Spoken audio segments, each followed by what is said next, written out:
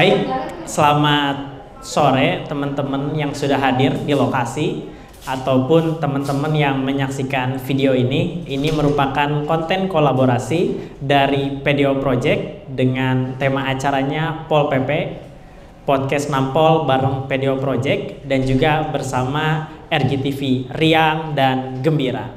Oke, baik teman-teman semua, kita akan berdiskusi terkait dengan pasal keonaran yang belakangan menjerat beberapa aktivis, termasuk diantaranya adalah Rocky Gerung, Haris Azhar, dan Fathia Maulidiyanti.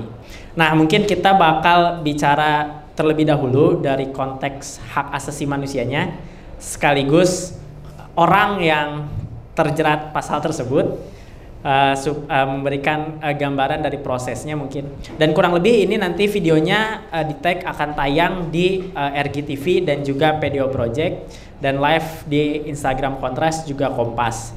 Jadi teman-teman nanti bisa juga lihat rekamannya di situ. Selain itu juga nanti bisa dimuat di media. Nah, mungkin kita ke Fathia dulu terlebih dahulu terkait dengan konteks rasionalitas pasal keonaran ini dalam perspektif hak asasi manusia, sekaligus juga mungkin bisa bercerita terkait dengan pengalamannya terjerat pasal tersebut, melihat bagaimana celahnya digunakan di sebelah mana, dan proses fakta-fakta di persidangan. Justru kan kalau kita lihat hari-hari ini semakin aneh ya kesaksian saksi ahlinya. Kalau jawabnya nggak tahu, pasti jawabnya sudah saya jelaskan gitu. Jadi jawaban ahli dua itu doang, nggak tahu atau sudah saya jelaskan. Nah, mungkin boleh silakan waktu dan tempat dipersilakan kepada Fathia Maulidiyanti untuk menjelaskan pemaparannya. Oke, selamat sore buat kawan-kawan semua, baik yang ada di sini maupun yang ada di secara online, dan rekan-rekan media juga yang sudah hadir. Mungkin untuk berbicara soal konteks yang lebih jauh ya, nggak hanya soal, kita akan pada akhirnya menyasar pada soal keonarannya, tapi lebih jauh bagaimana soal situasi kebebasan sipilnya itu sendiri hari ini, terutama pada konteks sepanjang kepemimpinan Presiden Joko Widodo gitu, udah hampir 10 tahun gitu ya.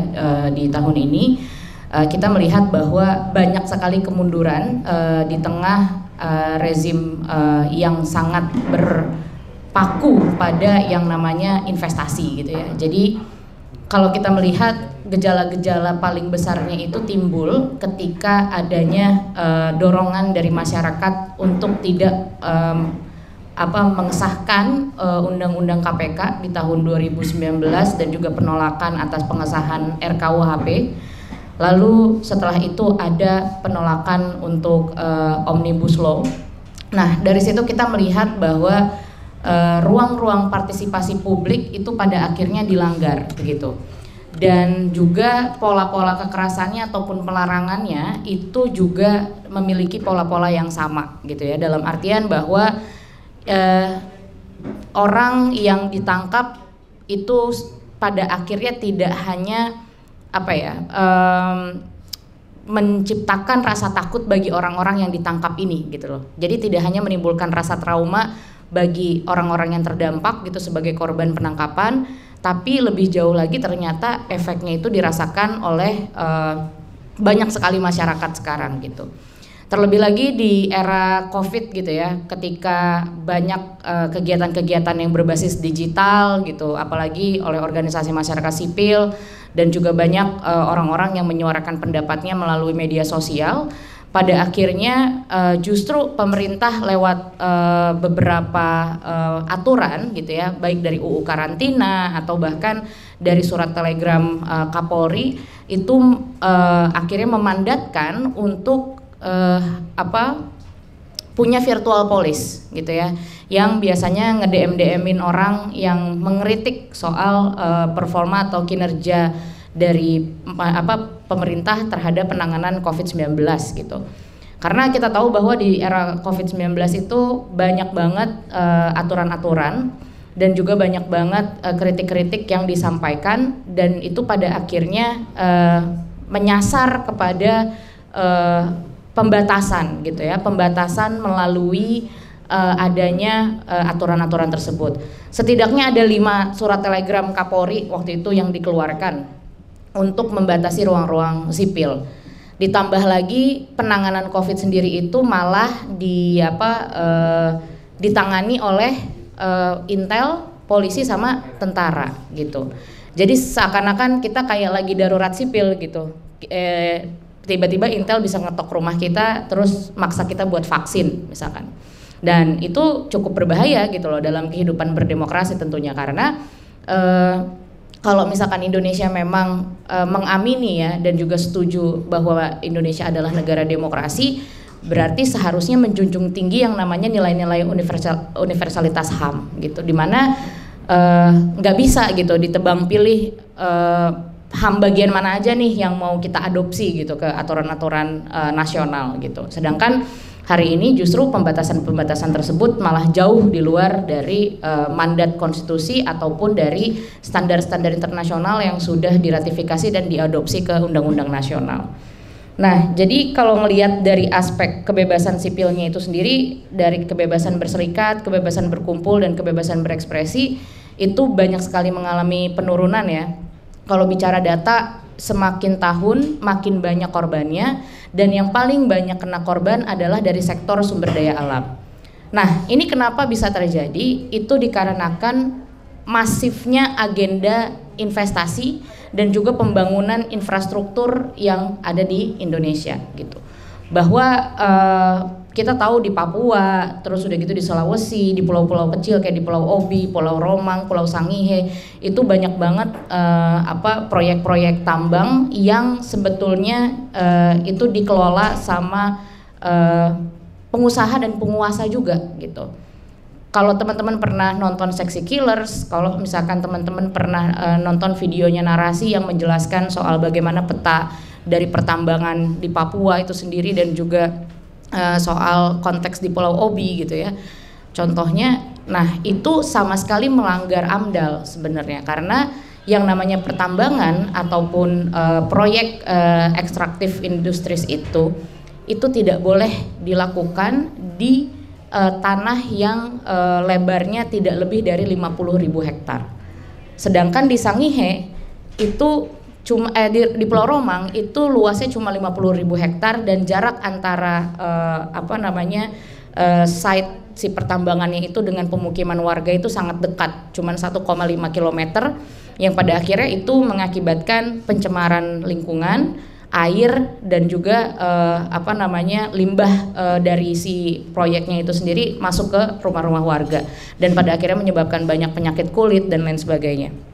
Nah, itu juga yang sama terjadi di Wadas gitu, yang dikejar di Wadas kemarin untuk pembangunan kuari sama tambang yang ada di Wadas. Nah, itu juga sangat dekat ternyata. Ketika saya ke sana, misalkan ini rumah warga, nah di luar situ udah bisa masuk ke pembangunan si kuarinya itu sendiri. Nah, jadi ada banyak hal-hal ataupun izin-izin dari ekstraktif industris ini yang tidak selaras dengan bagaimana pembangunan manusianya ataupun juga dengan bagaimana netralitas dan juga akuntabilitas dan transparansi dari pengusaha yang juga penguasa gitu ya. Nah, itu yang pada akhirnya berdampak pada oligarki itu sendiri gitu.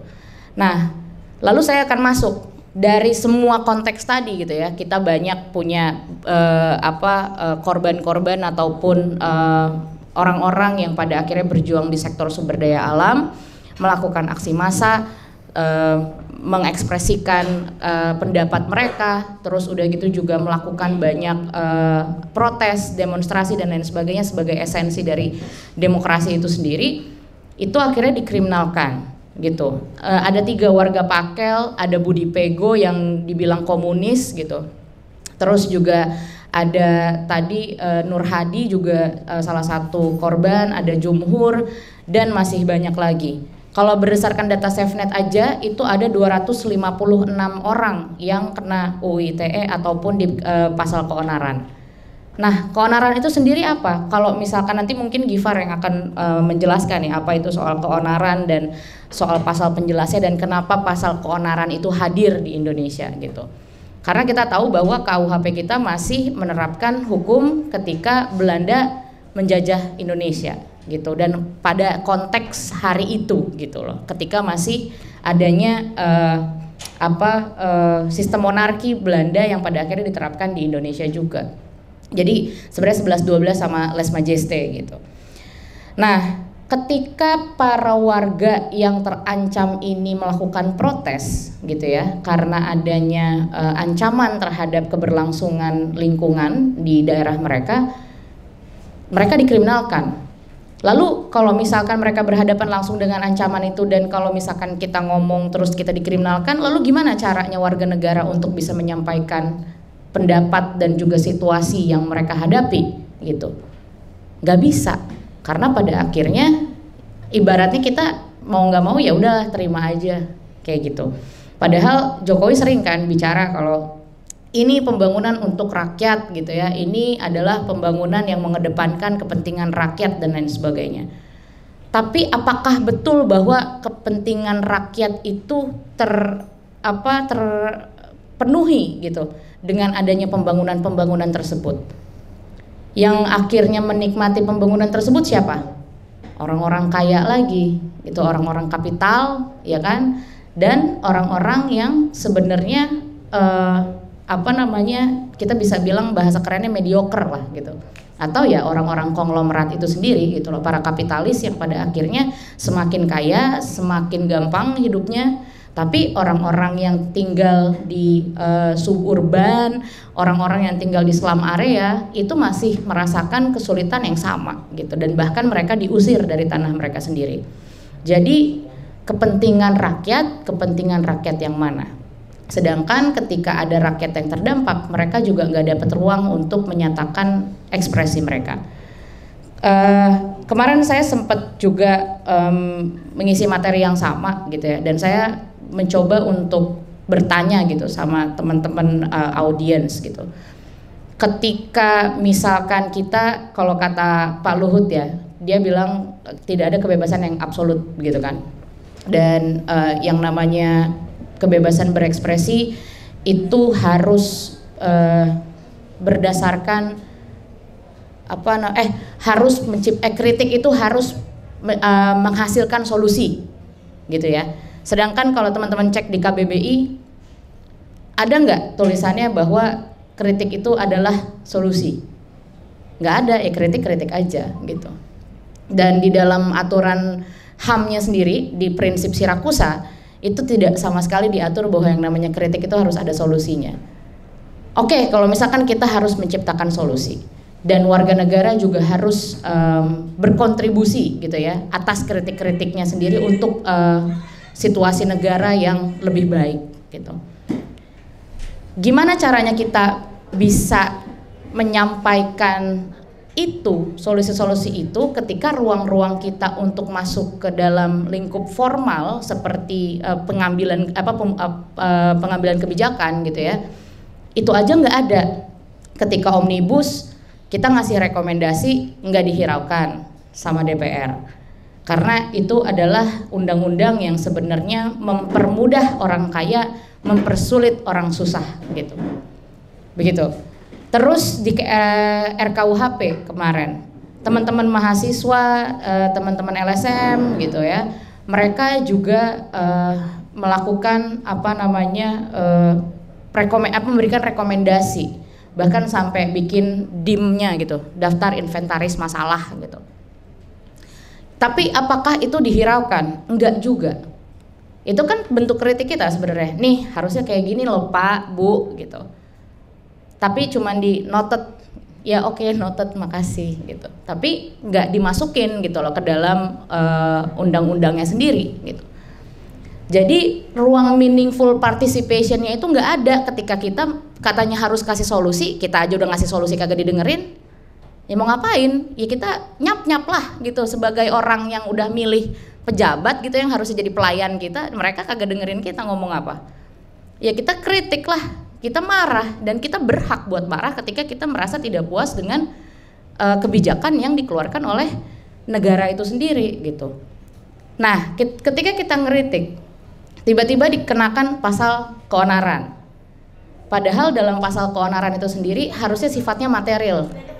Iya siap Mbak. harusnya dikenakan apa namanya mereka dikenakan pada akhirnya pasal keonaran.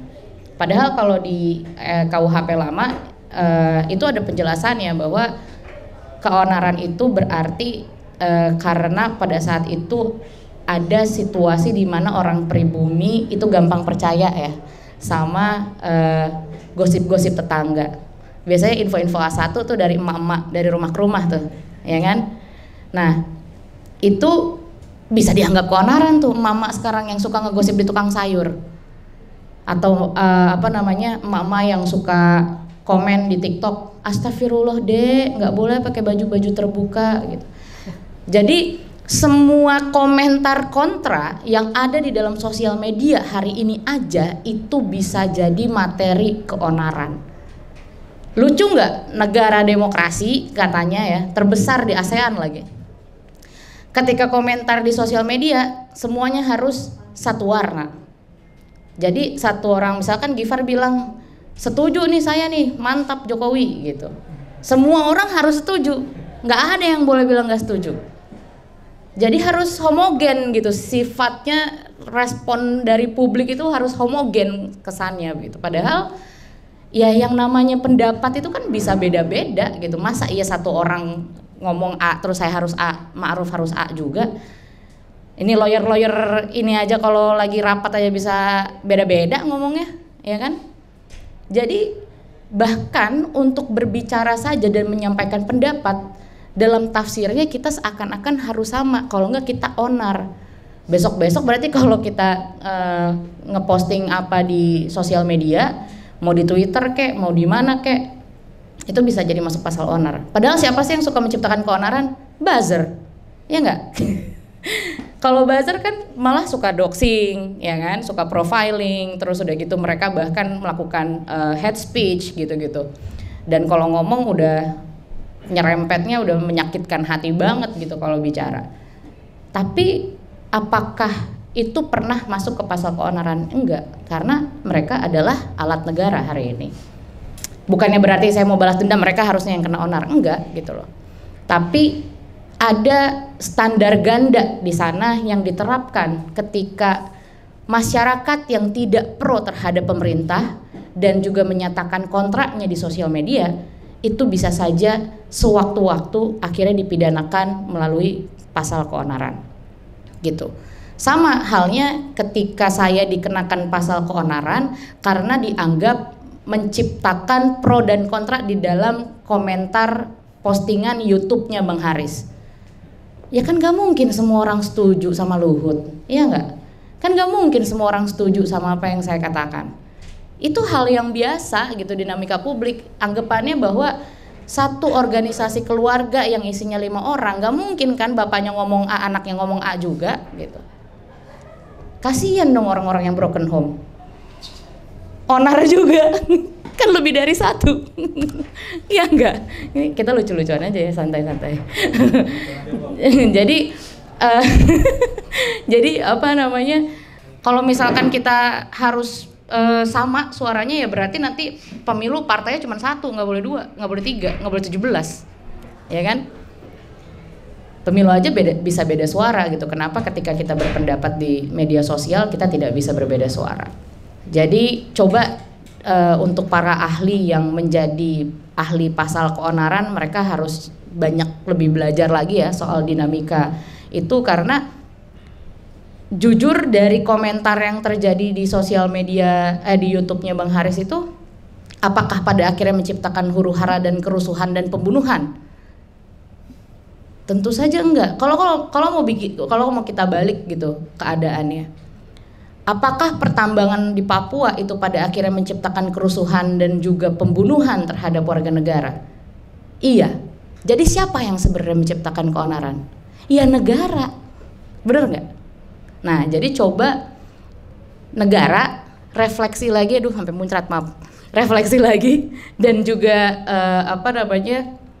mereview lagi, mengevaluasi lagi soal penerapan pasal keonaran ini, karena sebenarnya justru negara lah yang lebih banyak melakukan keonaran itu sendiri terhadap warga negara dibandingkan warga negara itu sendiri. Itu dulu, Pet. Thank you. Boleh tepuk tangannya. Oke, terima kasih tadi penutup yang cukup menegaskan poinnya. Jadi penyebab keonaran adalah negara gitu. Jadi selain Rocky Gerung bilang negara adalah pencipta hoax terbesar, Fathia bilang negara adalah pencipta keonaran terbesar juga. Selain itu adalah tadi poin-poinnya adalah pasal keonaran ternyata merepresi kebebasan sipil karena kebebasan sipil identik dengan perbedaan, identik dengan suara yang banyak tadi, namun dengan adanya pasal keonaran ini seakan semua harus seragam gitu. Dan titik paling besarnya tadi ketika pandemi, di mana setiap perbedaan atau setiap kritik yang disampaikan dianggap sebagai pemicu dari keonaran. Terima kasih Kak Bob untuk sudut pandang terkait perspektif hak asasi manusianya. Mungkin sebenarnya saya mau ke Bang Gifar dulu tadi dari segi perspektif hukumnya, tapi lagi ke belakang. Jadi saya mungkin langsung ke Bang Bajamal dulu dari LBH Masyarakat. Oh udah datang nih, yaudah. Kita tunda dulu berarti Bang ya. Kita ke Bang Gifar dulu mungkin. Jadi untuk pengantar teman-teman media juga teman-teman yang hadir, pasal keonaran ini, pasal 1415 Undang-Undang Nomor 1 Tahun 46 ini terkait peraturan hukum pidana sedang di judicial review oleh teman-teman Koalisi Masyarakat Sipil di MK. Selain pasal keonaran itu terkait berita bohong, UITE dan lainnya juga sedang di JR. Nah, salah satu pemohonnya itu adalah Fathia dan Haris Azhar. Kuasa hukumnya adalah Bang Gifar dari Temnis. Nah, mungkin bisa sedikit bercerita terkait dengan judicial review yang diajukan dan juga bagaimana sebenarnya pasal ini secara konteks hukum bisa muncul gitu. Kan kalau kita lihat jauh ini kan tahun 46 gitu. Berarti kan ada konteks latar belakang kolonialnya mungkin atau apanya yang bisa disampaikan juga. Mungkin waktu dan tempat dipersilakan untuk Bang Saleh Al-Ghifari dari Temnis Indonesia. Oke, makasih Pedro, makasih teman-teman semua yang udah hadir di diskusi ini. Ini salah satu diskusi yang menurut kita penting banget sekarang karena semakin masif ini penggunaan pasal keonaran ini. Dari yang awalnya dulu kasus-kasus begini nggak begitu terlalu diwarok gitu ya. Kalau teman-teman ingat itu dulu ada kasus hoax kontainer surat suara, ingat gak? Nah, itu bentar doang tuh kan hilang. Tapi sebenarnya kasusnya jadi pidana di Cibinong oleh Mabes Polri dan diusut oleh Kejaksaan Cibinong pada akhirnya Bogor gitu. Dan dihukum gitu. Nah, saat itu kita ngecek lah gitu ya sama teman-teman di tim advokasi. Ini pasal modelan apa gitu. Nah, ternyata di situ juga kita menyadari ketika di Pilkada DKI itu masih hangat-hangatnya itu polarisasi dan memang banyak pada saat itu informasi-informasi yang disampaikan oleh publik kepada para netizen, orang-orang yang mengikuti perkembangan politik dan konflik gitu ya, kontestasi antara dua pasangan calon dan seterusnya.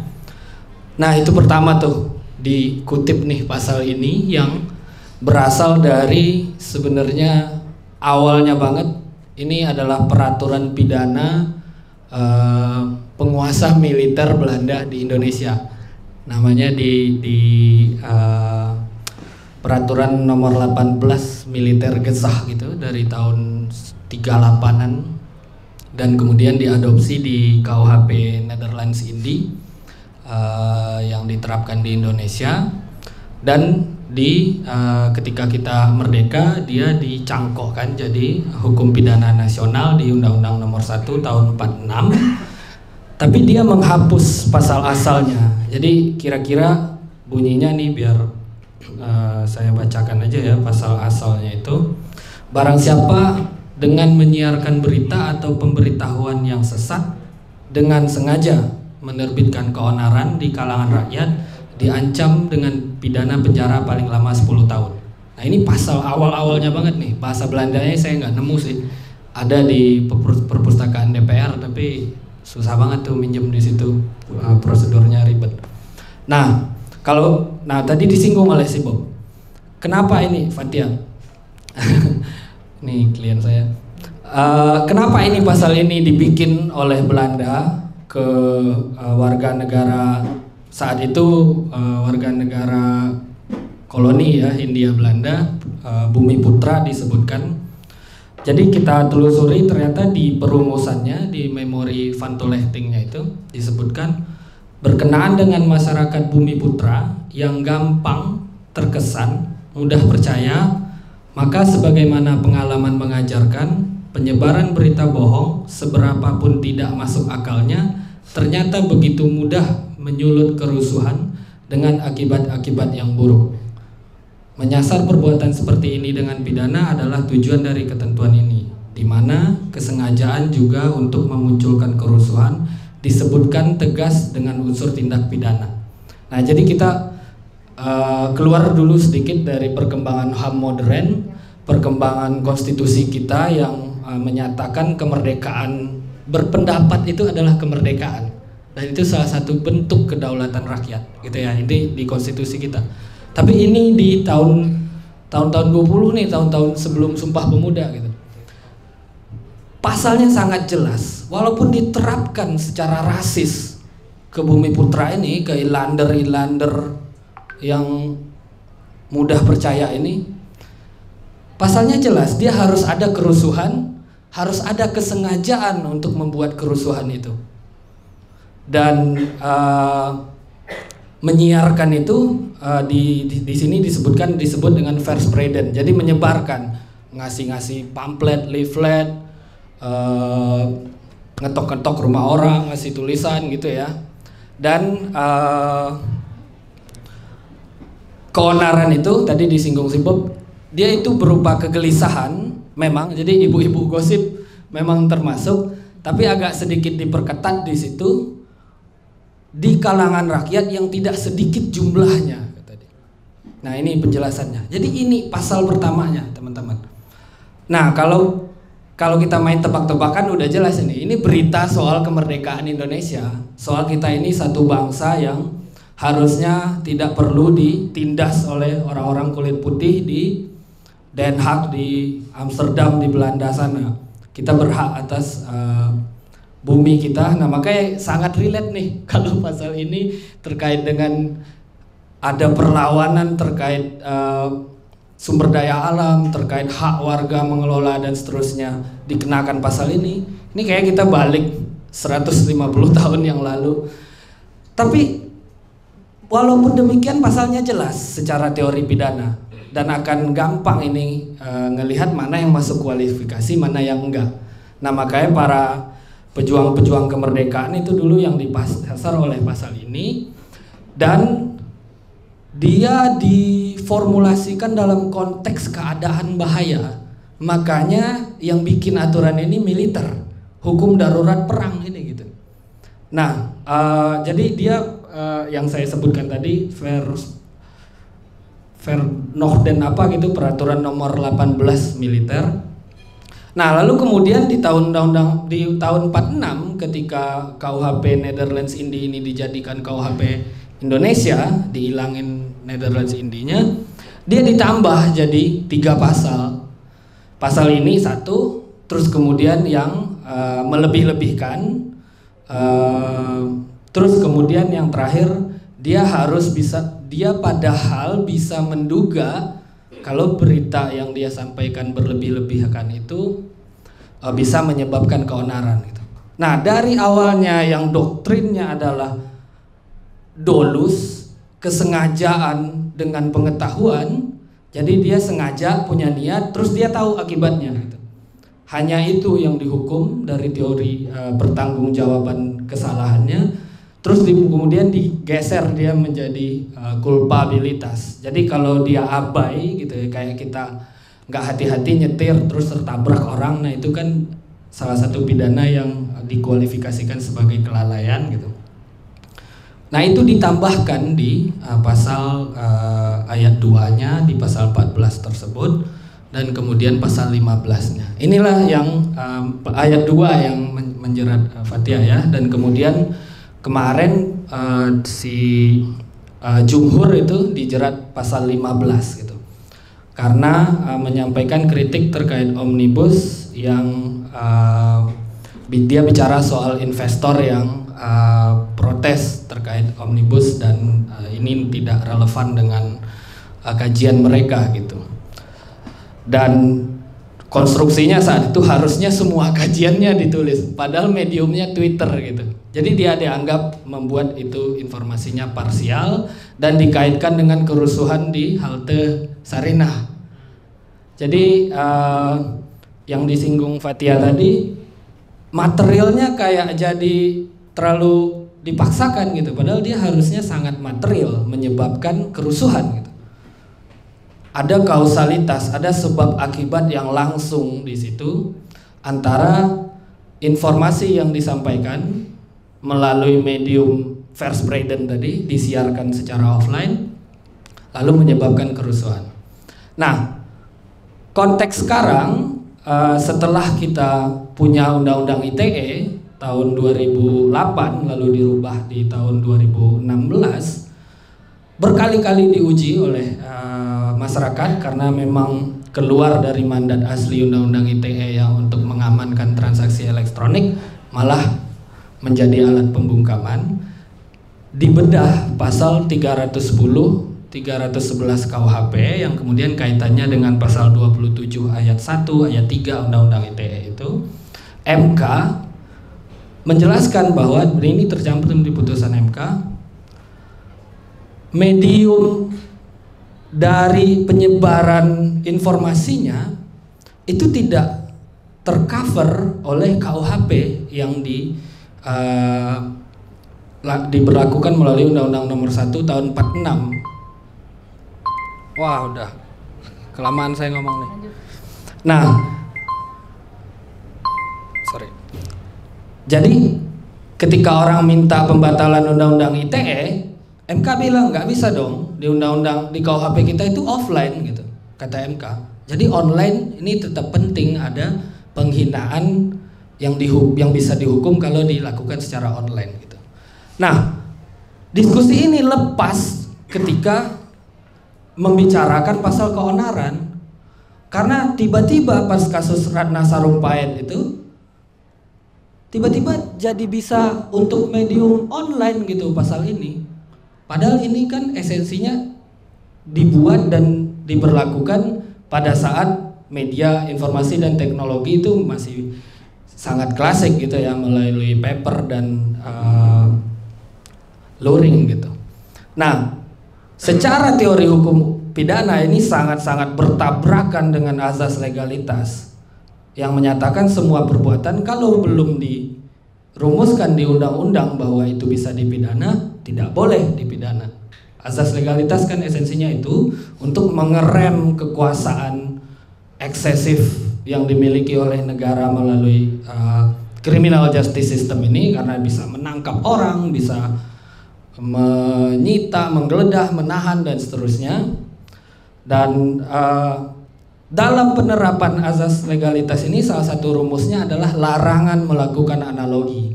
Jadi kalau ada satu pasal, kok kira-kira ini bunyinya mirip ya sama kejadian ini, bisa nih gitu, itu nggak boleh.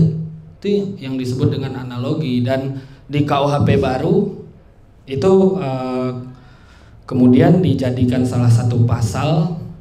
Padahal, nah ini salah satu yang unik juga, kita doktrin-doktrin pidana malah dijadikan pasal di dalam KUHP baru, sehingga kebanyakan gitu. Tapi itu adalah doktrin yang sangat inherent, esensial di dalam pasal 1 KUHP soal legalitas itu. Nah, di kasus Ratna Sarumpait dia diterapkan secara online, terus kemudian di kontainer pemilu itu yang ditangani oleh saya termasuk dulu di LBH Jakarta menangani itu, dan seterusnya saya sebutin nih kasus-kasus yang ada ini ya, dan sebagian besar hampir semua saya terlibat. Veronica Koman ketika dia dilaporkan termasuk pasal ini, dan di Laksono yang soal Papua ketika ada konflik di Tolikara ya atau di mana tuh, ditangkap dia. Ananda Badudu ketika menyampaikan dukungan terhadap gerakan reformasi di korupsi. Raffio Patra.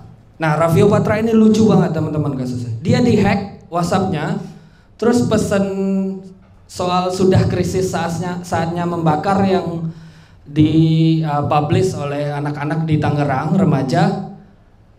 Seolah-olah sama si hacker ini atau yang mengambil alih ini itu Raffio Patra yang mengirim.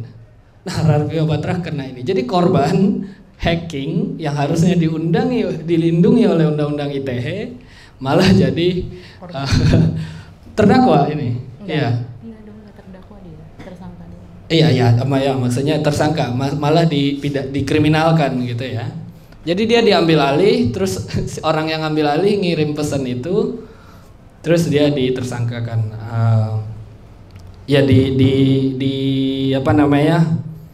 dikriminalkan oleh Polda Metro Jaya waktu itu. Dan yang terakhir tadi Jumhur Hidayat, terus yang anak-anak di Tangerang itu sendiri mereka didakwa pakai pasal ini juga, wadas dan seterusnya. Nah, akhirnya ini makin tinggi gitu.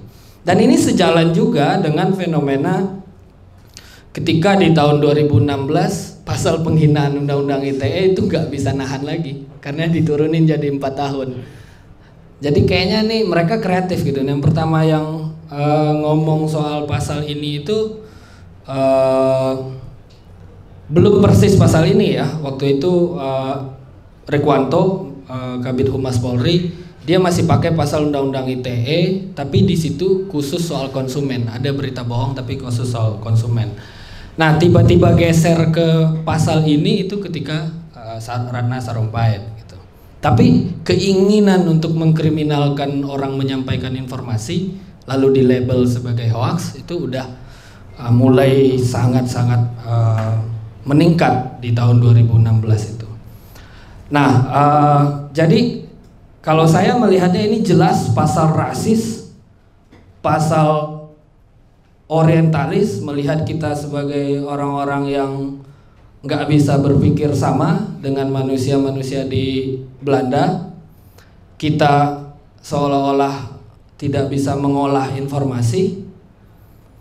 Dan oleh Soekarno ketika diterapkan di tahun 46 itu, si Refli Harun ada melihat dokumentasinya, ini dia lagi diburu di Jogja, lagi emang masa pancaroba revolusi nasional gitu.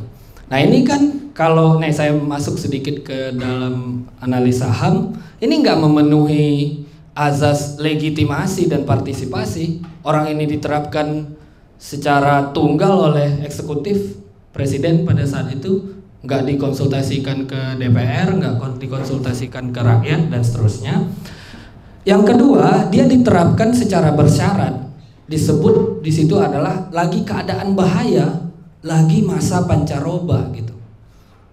Jadi kalau ada perlawanan-perlawanan yang mengganggu revolusi nasional dianggap kurang menguntungkan dan harus dibuat aturan khusus soal itu. Makanya 171 KUHP dirubah jadi 3 bentuk, tidak hanya yang dilakukan dengan sengaja tapi juga yang tidak dengan hati-hati gitu ya, dan sebagian. Nah ini yang kemudian moratorium idle sekian lama pasalnya, ketika Undang-Undang ITE pasal 27 ayat 3-nya nggak bisa nahan lagi, banyak langsung penggunaan pasal ini, dan itu selalu dikawinkan dengan 27 ayat 1 atau ayat 3 Undang-Undang ITE ketika pasal ini didakwakan. Iya, pasal 28 yang soal ujaran kebencian, 310, 311 KUHP, lalu pasal ini. Nah, kami punya dugaan salah satu pasal ini sering diterapkan adalah karena ancaman hukuman yang dirumuskan oleh Parlemen Belanda kepada warga Bumiputra 10 tahun untuk cuma nyebar berita. Dan itu memenuhi syarat melakukan penahanan. Pasal-pasal yang lain tuh nggak ada tuh yang masih bisa melakukan penahanan kecuali pasal 28. Nah, jadi pasal ini jadi justifikasi untuk melakukan penahanan di kasus-kasus yang lain ya.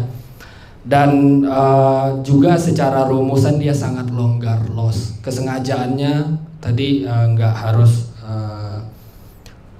jelas banget dia bisa berupa kelalaian. Dan ini alasan kita menguji undang-undang ini ke Mahkamah Konstitusi. Kita sudah daftarkan dan kita tinggal menunggu waktu sidang. Mewakili Fathia, Haris, dan dari pemohon masyarakat sipil itu ada YLBHI dan Aji yang lainnya. Mungkin sampai di situ dulu, Pedro. Terima kasih.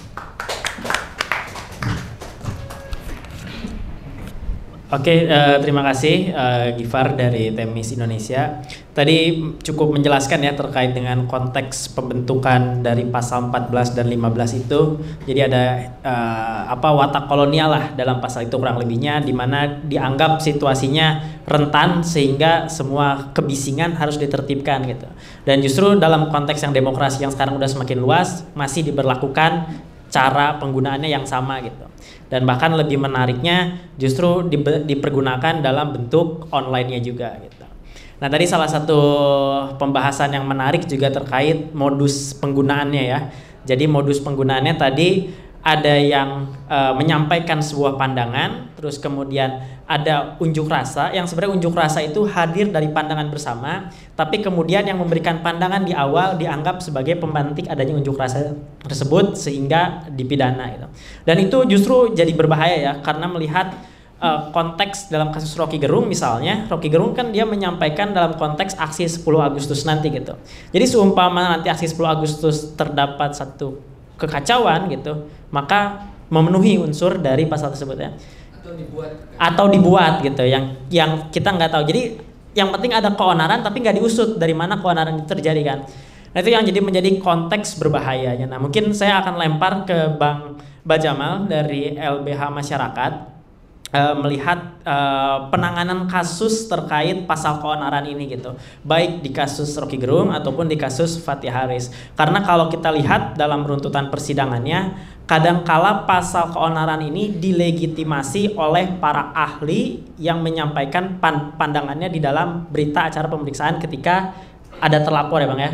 Jadi ada 2 nama orang ahli yang sering digunakan untuk melegitimasi pasal tersebut. Nanti mungkin Bang Bajamal bisa bicara bagaimana konteks pasal 14 ini diberlakukan dengan serampangan dan juga memaksakan gitu. Nah, itu mungkin waktu dan tempat terhadap Ma'ruf Bajamal dari LBH Masyarakat, dipersilakan.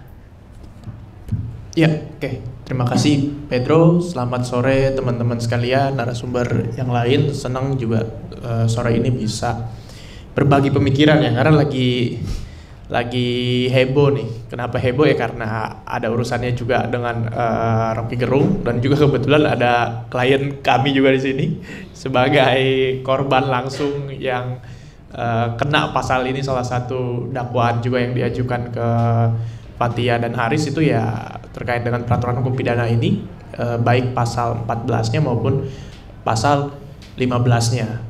Dari sisi pasal memang sangat problematis ya, tapi sebelum mengupas pasal itu saya bersyukur nih, tadi rekan saya Gifar udah menjelaskan secara historisnya, jadi saya cuma butuh penebalan aja untuk kemudian membuka kembali lembaran sejarah. Kenapa ini harus kita lihat teman-teman? Bagi saya ini pasal ini seperti zombie gitu, udah lama mati terus dihidupkan lagi belakangan ini. Karena apa? Tadi sudah dijelaskan sama Gifar, ya mungkin karena ada dugaan bahwa di Undang-Undang ITE-nya ada pasal-pasal yang kemudian dari sisi ancamannya juga menjadi berkurang. Jadi dari sisi teknis penanganan perkaranya oleh aparat penegak hukum, jadi kemudian dalam tanda kutip susah untuk menahan, jadi perlu mencari dan mengulik-ngulik pasal yang lain. Sepanjang pengingatan saya, mungkin saya bisa salah, tapi sepanjang penelusuran saya, pertama kali yang heboh kembali soal pasal peraturan hukum pidana ini ada di kasus Ratna Sarumpait. Di situ kemudian waktu itu Ibu Ratna Sarumpait itu dianggap melempar berita bohong karena dianggap dia mengatakan bahwa waktu itu kan ada yang namanya peristiwa dia habis digebukin gitu, seperti itu ya yang kemudian dia sampaikan, tapi ternyata tidak, itu ada bukan itu alasannya, kemudian alasannya personal, dan itu berhasil kemudian menjadi dihukum. Waktu itu berapa ya Ratna ya? Sekitar 2 tahun ya? Iya. Berhasil. Kemudian ketika dia berhasil, ini menjadi tren menular ke hal-hal yang lain. Makanya saya bilang ini pasal kayak zombie nih, peraturan hukum pidana ini. Kalau saya nyebutnya undang-undang PHP, saya singkat aja, peraturan hukum pidana kan PHP.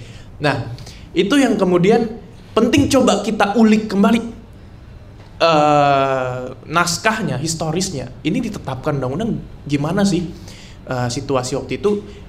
Kalau kita lihat dari penetapan undang-undangnya ini kan ditetapkan tuh tanggal 26 Februari 1946. Tadi rekan saya Gifar udah menceritakan bahwa waktu itu Soeharto dalam proses pelarian. Saya mau mencoba mengcapture hal yang lain. Dari situasi itu, kalau kita lihat, itu kan masih dalam situasi periode, kalau secara kesejarahannya, enak sih kalau ada orang sejarah di sini untuk menguatkan argumentasi saya. Karena saya tahu ini dari membaca, tapi kan kalau rekan-rekan sejarah mungkin bisa lebih mendalami. Tapi kalau kita lihat dari dokumen sejarah, itu dinamakan situasi periode perang kemerdekaan.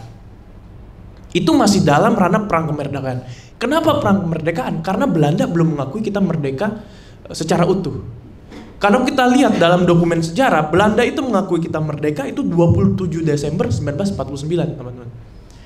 Itu pun menjadi pengakuan, dan Belanda baru mengakui ini juga dalam periode bulan Agustus ya, supaya kita juga di sini bahwa memang kita merah putih di sini ya kan, kita juga nasionalis yang kemudian juga kita peduli dan memikirkan bangsa ini, negara ini. Makanya kemudian kita mencoba mengkaitkan dengan periode Belanda itu baru mengakui kemerdekaan Indonesia 17 Agustus 1945, itu baru 2 bulan yang lalu, teman-teman. Kalau saya baca beritanya itu, tanggal persisnya itu di 14 Juni 2023. Waktu itu Perdana Menteri Belanda baru mengakui, itu pun ini yang menarik, mengakui sebatas moral dan politik. Sebatas moral dan politik, belum secara yuridis. Kemudian kan pertanyaannya, kenapa nggak seutuhnya, termasuk secara yuridis? Kalau diakuin secara yuridis, itu kan ada konsekuensi hukumnya. Dalam periode Indonesia sudah mendeklarasikan Indonesia mendeklarasikan kemerdekaan 1945, tapi Belanda masih kemudian melakukan serangan-serangan militer, itu kemudian disebut dengan agresi militer 1, itu terjadi di tahun 1997. Kemudian ada agresi militer kedua 1948. Nah, kalau ada pengakuan secara yuridis di situ, itu kemudian menjadi, ya pasti ada tanggung jawabnya dong. Ada orang meninggal apa segala macam. Itu kemudian yang ya secara hak asasi manusia juga pasti ada pertanggungjawaban, misalkan disebut sebagai kejahatan perang dan lain sebagainya macamnya. Nah, jadi coba kita melihat konteks kesejarahan penetapan ini, teman-teman, supaya kita lihat undang-undang ini dalam masa kemerdekaan tadi di perang kemerdekaan tadi disampaikan sama Gifar, jangan-jangan dalam konteks untuk melindungi kemerdekaan kita dan segala macam. Tapi kan juga kita harus sadari bahwa situasi politik waktu itu masih belum stabil. Undang-undang ini dari sisi legislasi itu problematis.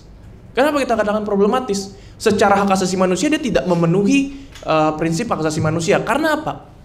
Pembahasan mengenai pemidanaan seseorang itu kan menyangkut dengan hak kita, kemerdekaan kita. Yang kemudian bisa merenggut kemerdekaan kita, itu harus representasi kita untuk kemudian membicarakan itu. Itu kemudian diuruskan ke dalam hukum pidana. Lewat siapa? Ya lewat legislatif. Waktu itu ada nggak legislatif? Nggak ada waktu itu legislatif. Adanya, kalau saya cek itu dalam dokumen sejarah, Komite Nasional Indonesia Pusat. Itu dia bukan legislatif, tapi ditugaskan untuk badan pembantu presiden. Teman-teman bayangkan, undang-undang ini lahir dan kemudian hari ini mengikat diberlakukan tanpa ada legitimasi kita. Jadi pertanyaan saya adalah, masih relevankah undang-undang ini kemudian kita berlakukan hari ini dengan kita kemudian kulik lagi secara historis sejarahnya? Menurut saya tidak, karena adresat dari undang-undang ini bukan untuk kemudian menyalahkan kita, harusnya bangsa kita sendiri. Jadi tadi saya buka dengan ini pasal zombie, ya seperti itu argumentasinya. Kenapa ini kemudian tiba-tiba kok dikulik-kulik lagi nih? Apa yang terjadi dengan situasi ini? Nah, Itu yang kemudian saya bilang jadinya apa? Membuat kita itu seperti belum merdeka. Penerapan undang-undang PHP ini, peraturan hukum pidana, itu membuat kita seperti belum merdeka dari penjajahan. Karena kita masih mempertahankan produk hukum yang membuat kita masuk lagi ke zaman perang kemerdekaan. Masa kita nggak mau move on dengan situasi seperti itu? Masa penegak hukum kita nggak mau maju ke depan menggunakan pasal-pasal yang kemudian sesuai dengan perkembangan zaman? Nah, ini penting saya sampaikan ke rekan-rekan supaya kita bisa mengcapture historisnya apa nih undang-undang PHP ini nih. Nah, itu poin pertama saya, teman-teman. Dari segi eksistensi ya jelas. Tadi saya sampaikan secara sejarahnya ini memang problematis. Dan juga kan kemudian pertanyaannya adalah, kok saya ngomongin masa lalu? Ya kenapa lu ngomongin masa lalu? Lu harus move on dong. Nah, ya udah saya sampaikan di move on masa depan. Teman-teman, undang-undang PHP ini kalau kita merujuk ke KUHP baru yang kemudian telah tertuang ke dalam Undang-Undang Nomor 1 Tahun 2023, itu dia udah dicabut dan dinyatakan tidak berlaku sepenuhnya. Jadi undang-undang peraturan hukum pidana yang hari ini masuk mencantumkan pasal keonaran 14 dan 15 itu udah dinyatakan tidak berlaku, teman-teman. Berdasarkan KUHP yang sudah disahkan. Walaupun KUHP itu baru kemudian berlaku di tahun 2026, tapi secara politik hukumnya udah nggak kepake ini undang-undang. Udah ada argumentasi yuridis yang kemudian menyatakan bahwa undang-undang itu nggak berlaku. Nah, nanti ini akan kita jadikan pledoi ini buat Fathia dan Haris. Jangan dibocorin ya. Tapi nggak apa-apa, ini kisi-kisi buat Rocky Gerung biar aman kan. Jadi ini yang penting nih buat teman-teman juga catat dan highlight di sini. Bahwa undang-undang ini pertama zombie, terus kemudian udah dibasmi zombie ini mengacu ke KUHP baru. Nah, sekarang kita masuk ke substansinya, teman-teman. Hal yang ketiga yang mau saya sampaikan tadi, eksistensi undang-undang ini memang udah problematis dari sisi undang-undangnya. Kita masuk ke substansi pasal 14, 15 peraturan hukum pidana ini. 14 itu intinya ya berita bohong yang menertibkan keonaran seputar itu. Kemudian yang pasal 15-nya kabar yang tidak pasti atau kabar yang berkelebihan yang tidak lengkap menerbitkan keonaran. Ya intinya sih keonaran. Nah, kalau kemudian kita baca tadi kan rekan saya udah menjelaskan juga sisi pasalnya secara tekstual, tapi saya mau meng-highlight soal penjelasannya. Kalau kita baca penjelasannya, itu disebutkan apa sih yang dimaksud keonaran? Di pasal 14-nya, penjelasan pasal 14 peraturan hukum pidana itu kurang lebih sebenarnya, teman. Keonaran adalah lebih hebat daripada kegelisahan dan menggoncangkan hati penduduk yang tidak sedikit jumlahnya. Kekacauan memuat juga keonaran. Ini sebenarnya dari segi tekstual, dari segi perancangan perundang-undangan pun memang problematis.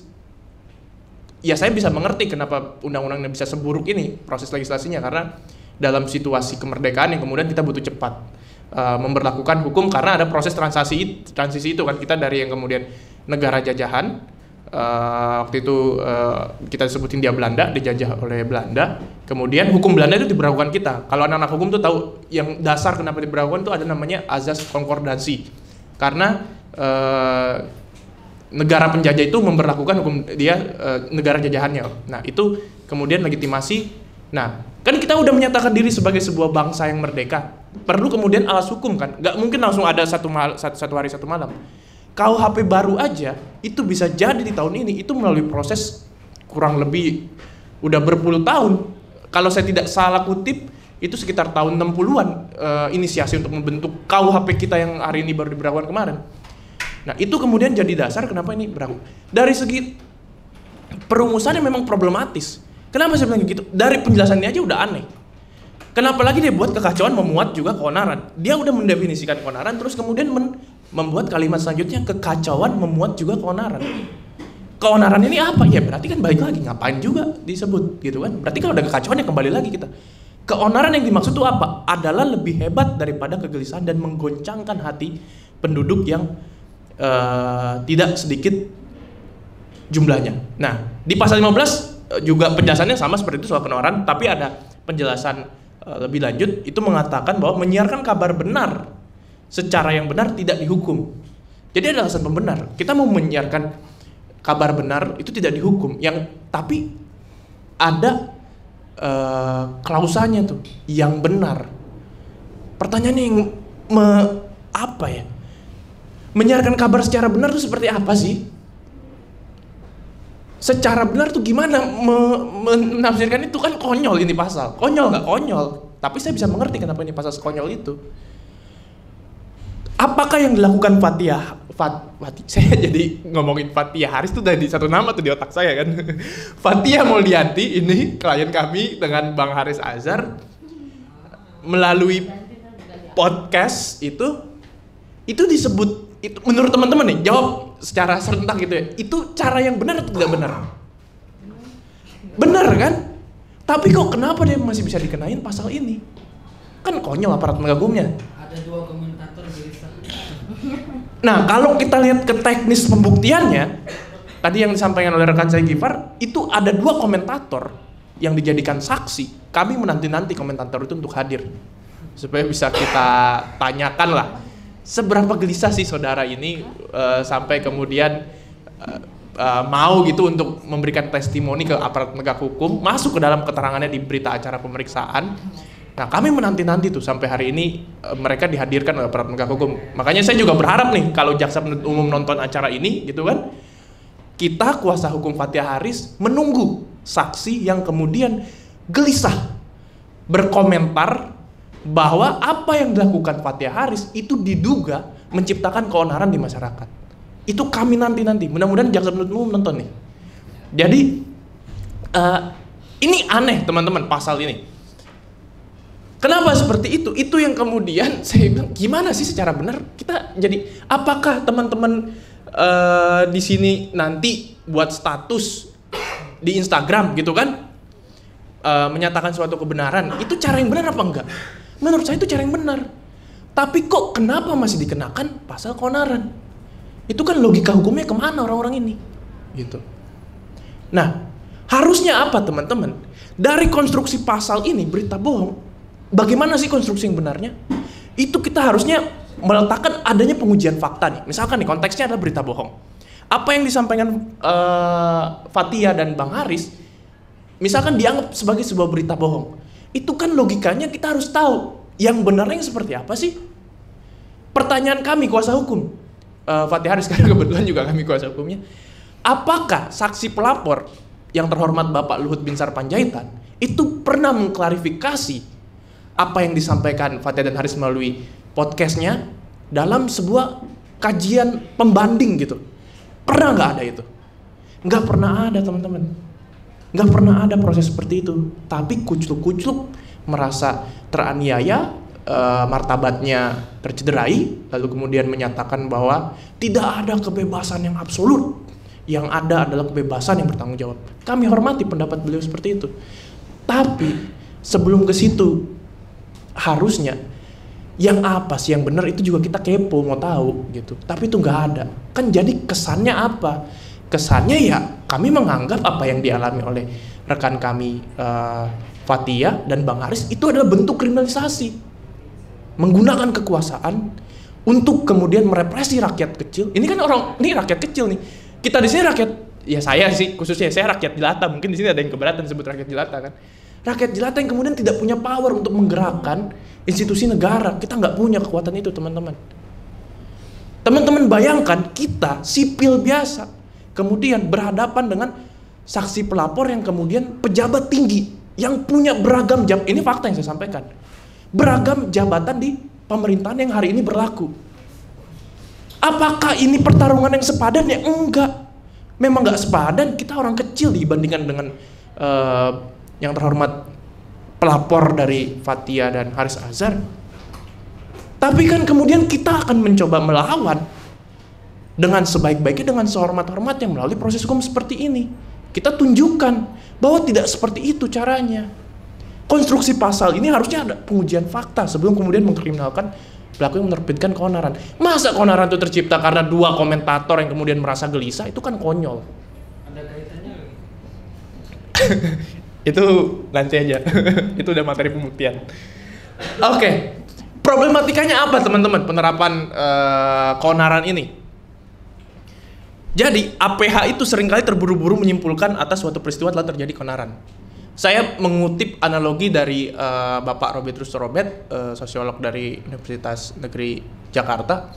Beliau mengatakan seperti ini, memberikan contoh ibarat gitu kan, ibarat melihat telur, aparat penegak hukum yang kemudian memproses. Misalkan contohnya kayak kasus Fathia dan Haris Azhar, dan juga nanti ketika Rocky Gerung pada akhirnya dia berproses, kita menilai seolah-olah aparat penegak hukum melihat keonaran ini seperti melihat telur itu pasti ayam.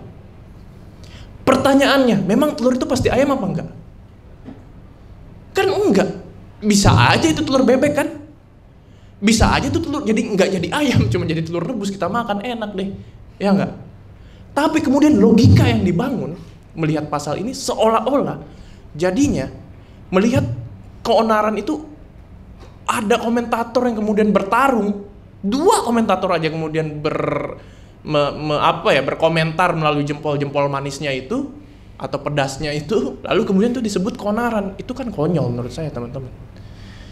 Oke, kemudian selanjutnya dari perumusan ini kan berita bohong tadi ya, soal konstruksi 14-15 ini ya berita bohong lah. Tapi tidak dijelas hoax apa yang dimaksud dan di mana letak kesalahannya teman-teman. Kalau kemudian kita kembalikan ke soal situasi pada saat undang-undang ini diterbitkan, jadi kalau secara hukum tuh ada interpretasi berdasarkan original intent. Misalkan kita pakailah logika itu untuk kemudian memahami hoax ini. Berarti maksud dari hoax ini mungkin dalam konteks perang kemerdekaan itu. Pertanyaannya, hari ini kita perang masih dalam periode perang kemerdekaan nggak sih? Ya enggak lah. Siapa yang di sini mau perang kan? Itu yang kemudian, ayolah kita mencoba membangun diskursus bagaimana logika dikedepankan dan kemudian kita menegakkan hukum ini sesuai dengan prinsip-prinsip negara hukum yang demokratis, prinsip-prinsip hak asasi manusia, prinsip-prinsip terkait dengan pembuktian yang baik dan benar. Jadi jangan kami masyarakat di sini seolah dipredel aktivitasnya menggunakan pasal ini. Nah, itu yang penting juga untuk kita sampaikan di sini teman-teman. Problematika selanjutnya, ini yang juga lucu. Jadi seolah-olah apa yang terjadi, keonaran itu dipersamakan. Apa yang terjadi keonaran di dunia nyata itu sama dengan di dunia maya. Padahal yang namanya cyberspace dengan dunia nyata itu beda. Makanya kita butuh undang-undang ITE tadi, logika putusan MK yang disampaikan oleh Gifar tadi itu kan karena menganggap perlu kan ada undang-undang ITE itu karena undang-undang organik undang-undang yang konvensional itu tidak bisa menjangkau dunia maya atau cyberspace. Tapi penerapan pasal keonaran ini konyol. Dia ada di ruang nyata ini tapi kemudian diterapkan untuk menjerat perbuatan di ruang maya. Itu konyol nggak? Konyol. Nggak perlu Rocky Gerung yang ngomong itu. Mahasiswa semester 1 juga harusnya bisa. Harusnya ya. Kan ini yang kemudian terjadi. Selanjutnya problematikanya ya tidak terdapat indikator kerugian publik yang jelas dan objektif gitu. Indikatornya apa sih kerugian publik itu? Ini kan keonaran itu kan kegelisahan, kegoncangan kan tadi kan penjelasannya kan. Menggoncang hati penduduk yang tidak sedikit jumlahnya. Kalau kata bahasa penduduk ya itu udah pasti publik. Indikator kerugian publik itu apa? Apa yang kemudian kita publik merasa harus dirugikan atas terjadinya keonaran ini? Mungkin kalau ada kerusuhan besar yang kemudian kita tidak bisa beraktivitas, saya mencoba memaknai ya, beraktivitas sebagaimana layaknya, ya itu bisa disebut keonaran.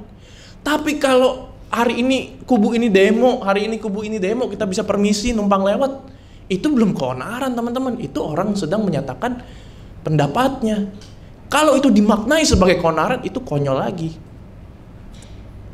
Jadi, ayolah kita coba berpikir, kita coba diskursuskan ini mengenai keonaran ini, karena ini hal yang kemudian akan diketawakan kita sebagai sebuah negara yang besar dan kuat ini, ketika kemudian penegakan hukumnya dengan cara-cara yang kurang cerdas begini kan.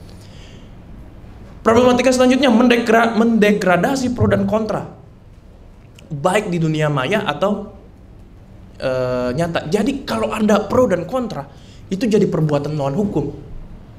Kalau misalkan ada orang yang pro kepada Fathia dan Haris atas podcastnya, tapi ada juga orang yang kontra terhadap podcastnya, itu kemudian dianggap sebagai sebuah keonaran, maka nggak perlu ada lagi kita diskusi publik, teman-teman.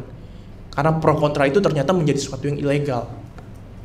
Itu kan yang teman-teman ikhlas nggak sih? Kalau ada pro dan kontra itu menjadi perbuatan yang melawan hukum? Kan pro dan kontra itu kan hal yang wajar. Saya bilang Gifar ganteng, teman-teman bilang enggak, dia jelek. Ya saya nggak bisa marah, itu pro dan kontra ya kan? Kalau kemudian proses kita berdialektika itu kemudian dianggap sebagai suatu perbuatan melawan hukum, itu kan aneh jadinya. Saya jadi bingung. Terus saya mau ngomong apa kalau kayak gitu? Masa pro dan kontra? Misalkan Rocky Gerung berstatement seperti itu, ada kubu yang pro. Saya termasuk kubu yang kemudian apa yang dilakukan oleh Rocky Gerung itu tidak sepatutnya menjadi sebuah perbuatan yang dapat dikriminalkan. Anda boleh tidak sepakat dengan sikap Rocky Gerung, tapi ketika itu kemudian Anda kriminalkan perbuatan Rocky Gerung, maka itu udah suatu hal yang keliru. Mendorong Rocky Gerung untuk diproses hukum. Sah, Anda punya hak untuk melaporkan Rocky Gerung. Tapi ketika Rocky Gerung diproses oleh aparat penegak hukum atas laporan itu, aparat penegak hukumnya kemudian menjadi bagian daripada yang mengkriminalisasi masyarakat. Itu yang nggak boleh, gitu. Berapa? Iya, terbatas banget. Oke, tapi gini, saya mau bilang begini teman-teman. Tadi ada istilah soal pasal ini kan soal misalkan cara ya, secara yang benar tidak dihukum teman-teman. Saya mau kasih putusan teman-teman, ada yang bilang bahkan Anda memberikan kritik secara emosional dengan kemungkinan menyinggung orang lain. Tadi ada yang namanya kesengajaan, itu kan ada kesengajaan dengan kemungkinan, ada kesengajaan dengan keinsafan. Ini diskursus hukum pidana. Anda punya kemungkinan untuk menyinggung orang lain, tapi itu dalam bentuk kritik, itu nggak dipidana teman-teman. Saya bisa kasih putusannya. Itu ada putusan di Pengadilan Negeri Bantul. Itu dia mempertimbangkan unsur kesengajaan dan kemungkinan dalam menyampaikan keluh kesahnya, kritiknya, yang kemungkinan akan menyinggung orang lain, itu nggak bisa dipidana teman-teman. Karena majelis hakim yang berpendapat perbuatan terdakwa, ini konteksnya posting status di Facebook, bukan bermuatan penghinaan, pencemaran nama baik ataupun fitnah. Termasuk fitnah berarti berita bohong dong. Jadi kalau teman-teman emosi tapi itu masih bahkan dalam tahapan kritik, mengacu ke putusan ini, itu udah nggak pidana. Yang mau saya sampaikan adalah jangan takut teman-teman untuk menyampaikan kritik. Walaupun teman-teman bisa diproses hukum, tapi kebenaran itu tidak pernah akan bisa mati teman-teman. Jadi itu yang penting saya sampaikan, karena ya apa yang terjadi hari ini ya, saya mencoba mengcapture dampak pasal keonaran ini terhadap kebebasan menyatakan pendapat dan demokrasi, yaitu rentan menjadi alat kriminalisasi. Kemudian dia memberangus kebebasan berpendapat, clear. Ini data, saya ngomongin data, bukan saya ngomong. Survei Indikator Politik Indonesia, dari 1.200 masyarakat seluruh Indonesia, 36% Indonesia menjadi kurang, datanya itu 36% Indonesia menjadi kurang demokratis. 47,7% agak setuju warga makin takut menyatakan pendapat. 57,7% menyatakan aparat penegak hukum dinilai makin semena-mena menangkap warga yang pandangan politiknya berbeda dengan penguasa. Jadi teman-teman, saya mau sampaikan apa yang dilakukan Fathia dan Haris, Rocky Gerung dan teman-teman lagi mengkritik, itu kita harus berterima kasih dan kita syukuri, karena mereka menjadi oase di tengah kegersangan kebebasan menyatakan pendapat yang hari ini terjadi di Republik ini. Saya pikir itu, terima kasih. Assalamualaikum warahmatullahi wabarakatuh. Baik, terima kasih Bang Jamal dari LBH Masyarakat. Jadi tadi ada poin menarik. Jadi dari apa yang dipaparkan tadi terkait dengan proses penanganan kasus atau pembinaan pasal keonaran ini, Artinya ada satu ekosistem yang sudah terbangun gitu. Siapa yang suruh melaporkannya, siapa nanti yang menjadi sampel bahwa itu adalah bentuk keonarannya, siapa yang harus komen di sosial medianya dan lainnya. Jadi ada pasarnya gitu tadi terkait dengan apa yang disampaikan oleh Bang Bajamal. Dan menariknya tadi yang disinggung terkait dua komentator pro dan kontra dalam kasus Haris Azhar dan Fathia, itu yang dijadikan buktinya komentatornya baru diposting, di capture-nya beberapa detik yang lalu ya. Jadi kayak berapa detik yang lalu ada komen itu kemudian di capture dijadikan barang bukti gitu. Jadi kan emang ada cara-caranya lah untuk melakukan seperti itu. Terima kasih Bang Jamal tadi atas pemaparannya. Nah, mungkin kita ke pembicara yang terakhir, ada Mbak Sri Lestari Wahyu Ningrum dari Akademisi UPN Veteran Jakarta, Ilmu Politik, dan mungkin akan memberikan perspektifnya terkait dengan keonaran ini atau pasal keonaran ini kaitannya dengan perspektif politiknya. Mungkin waktu dan tempat saya persilakan kepada Mbak Sri. Terima kasih. Assalamualaikum warahmatullahi wabarakatuh. Selamat sore, salam sejahtera, salam sehat semua. Terima kasih kesempatannya, panitia sudah mengundang saya, Kontras, Fathia dan teman-teman sesama narsum dan juga Pedro. Mungkin bagian saya bagian yang paling boring ya, karena kalau udah akademisi itu biasanya bicaranya boring gitu dibanding teman-teman praktisi yang memang dunianya itu gitu, jadi insights-nya sangat valid. Jadi mungkin saya nggak akan menambahkan dari yang sudah tajam dan dalam tadi ditorehkan oleh teman-teman sebelumnya. Saya hanya coba mengajak kita sedikit berpikir ulang ya tentang apa itu kebebasan. Tadi saya dengar dan saya juga pernah saya lihat di berita ya, di news, seorang Luhut yang mengatakan kebebasan itu apa? Kebebasan itu tidak ada yang absolut. Tidak ada yang absolut. Ada bertanggung jawab. Ya, kebebasan itu tidak ada yang absolut, yang ada bertanggung jawab. Nah, terus saya mau kutip lagi nih, ada orang yang bicara soal kebebasan juga, tapi dengan perspektif yang sangat berbeda. Namanya John Locke. Karena tadi disebutkan Luhut, wah kayaknya nih Luhut kenal kali sama John Locke ya, karena sama-sama bicara soal kebebasan ini. Tapi John Locke memang di abad ke-17 ya, ketika waktu itu, jadi negara itu belum ada ya, konsep negara itu kan masih muda. Dibanding dengan rakyat atau rights atau civil, negara itu jauh belakangan. Di abad ke-17, abad ke-18 awal baru bicara soal negara. Negara itu apa, siapa yang harus jadi negara dan sebagainya. Termasuklah seorang John Locke ini yang bicara soal negara itu ya. Dan dia bilang dalam konteks kenapa ada negara, kenapa perlu negara. Karena salah satunya negara berperan membuat hukum. Hukum menurut John Locke itu dibuat untuk menjamin kebebasan. Nah, beda kan ya sama Luhut ya. Kalau Luhut bilangnya kebebasan itu nggak ada yang absolut, yang ada pertanggungjawaban, yang bertanggung jawab. Padahal menurut Locke, ketika negara itu muncul konsep negara, kita berimajinasi tentang sebuah konsep negara dan siapa yang memerintah negara, dia bilang fungsi utamanya justru adalah memastikan hukum menjamin kebebasan. So, apakah kita bicara soal kebebasan hal yang sama nih, kebebasan? Jangan-jangan kebebasan yang dipahami Luhut beda dengan kebebasan yang dipahami John Locke gitu ya. Aslinya kenapa kemudian butuh hukum gitu. Kalau Luhut melihat hukum adalah cara untuk membatasi kebebasan. Sementara Locke melihat hukum itu justru untuk menjamin kebebasan setiap individu yang ada di dalam wilayah itu, member dari sebuah negara. Jadi yang disampaikan oleh Luhut, kebebasan dalam makna sebagai liberty. Yang disampaikan oleh Locke adalah kebebasan dalam makna freedom. Freedom atau kebebasan itu sesuatu yang muncul dari diri setiap individu. Bagaimana dia bisa melakukan apa yang mau dia lakukan. Tapi yang lebih penting lagi adalah bagaimana dia bisa empower atau terberdayakan untuk melakukan apa yang dia harus lakukan. Ya, jadi kebebasan ada di dalam individu.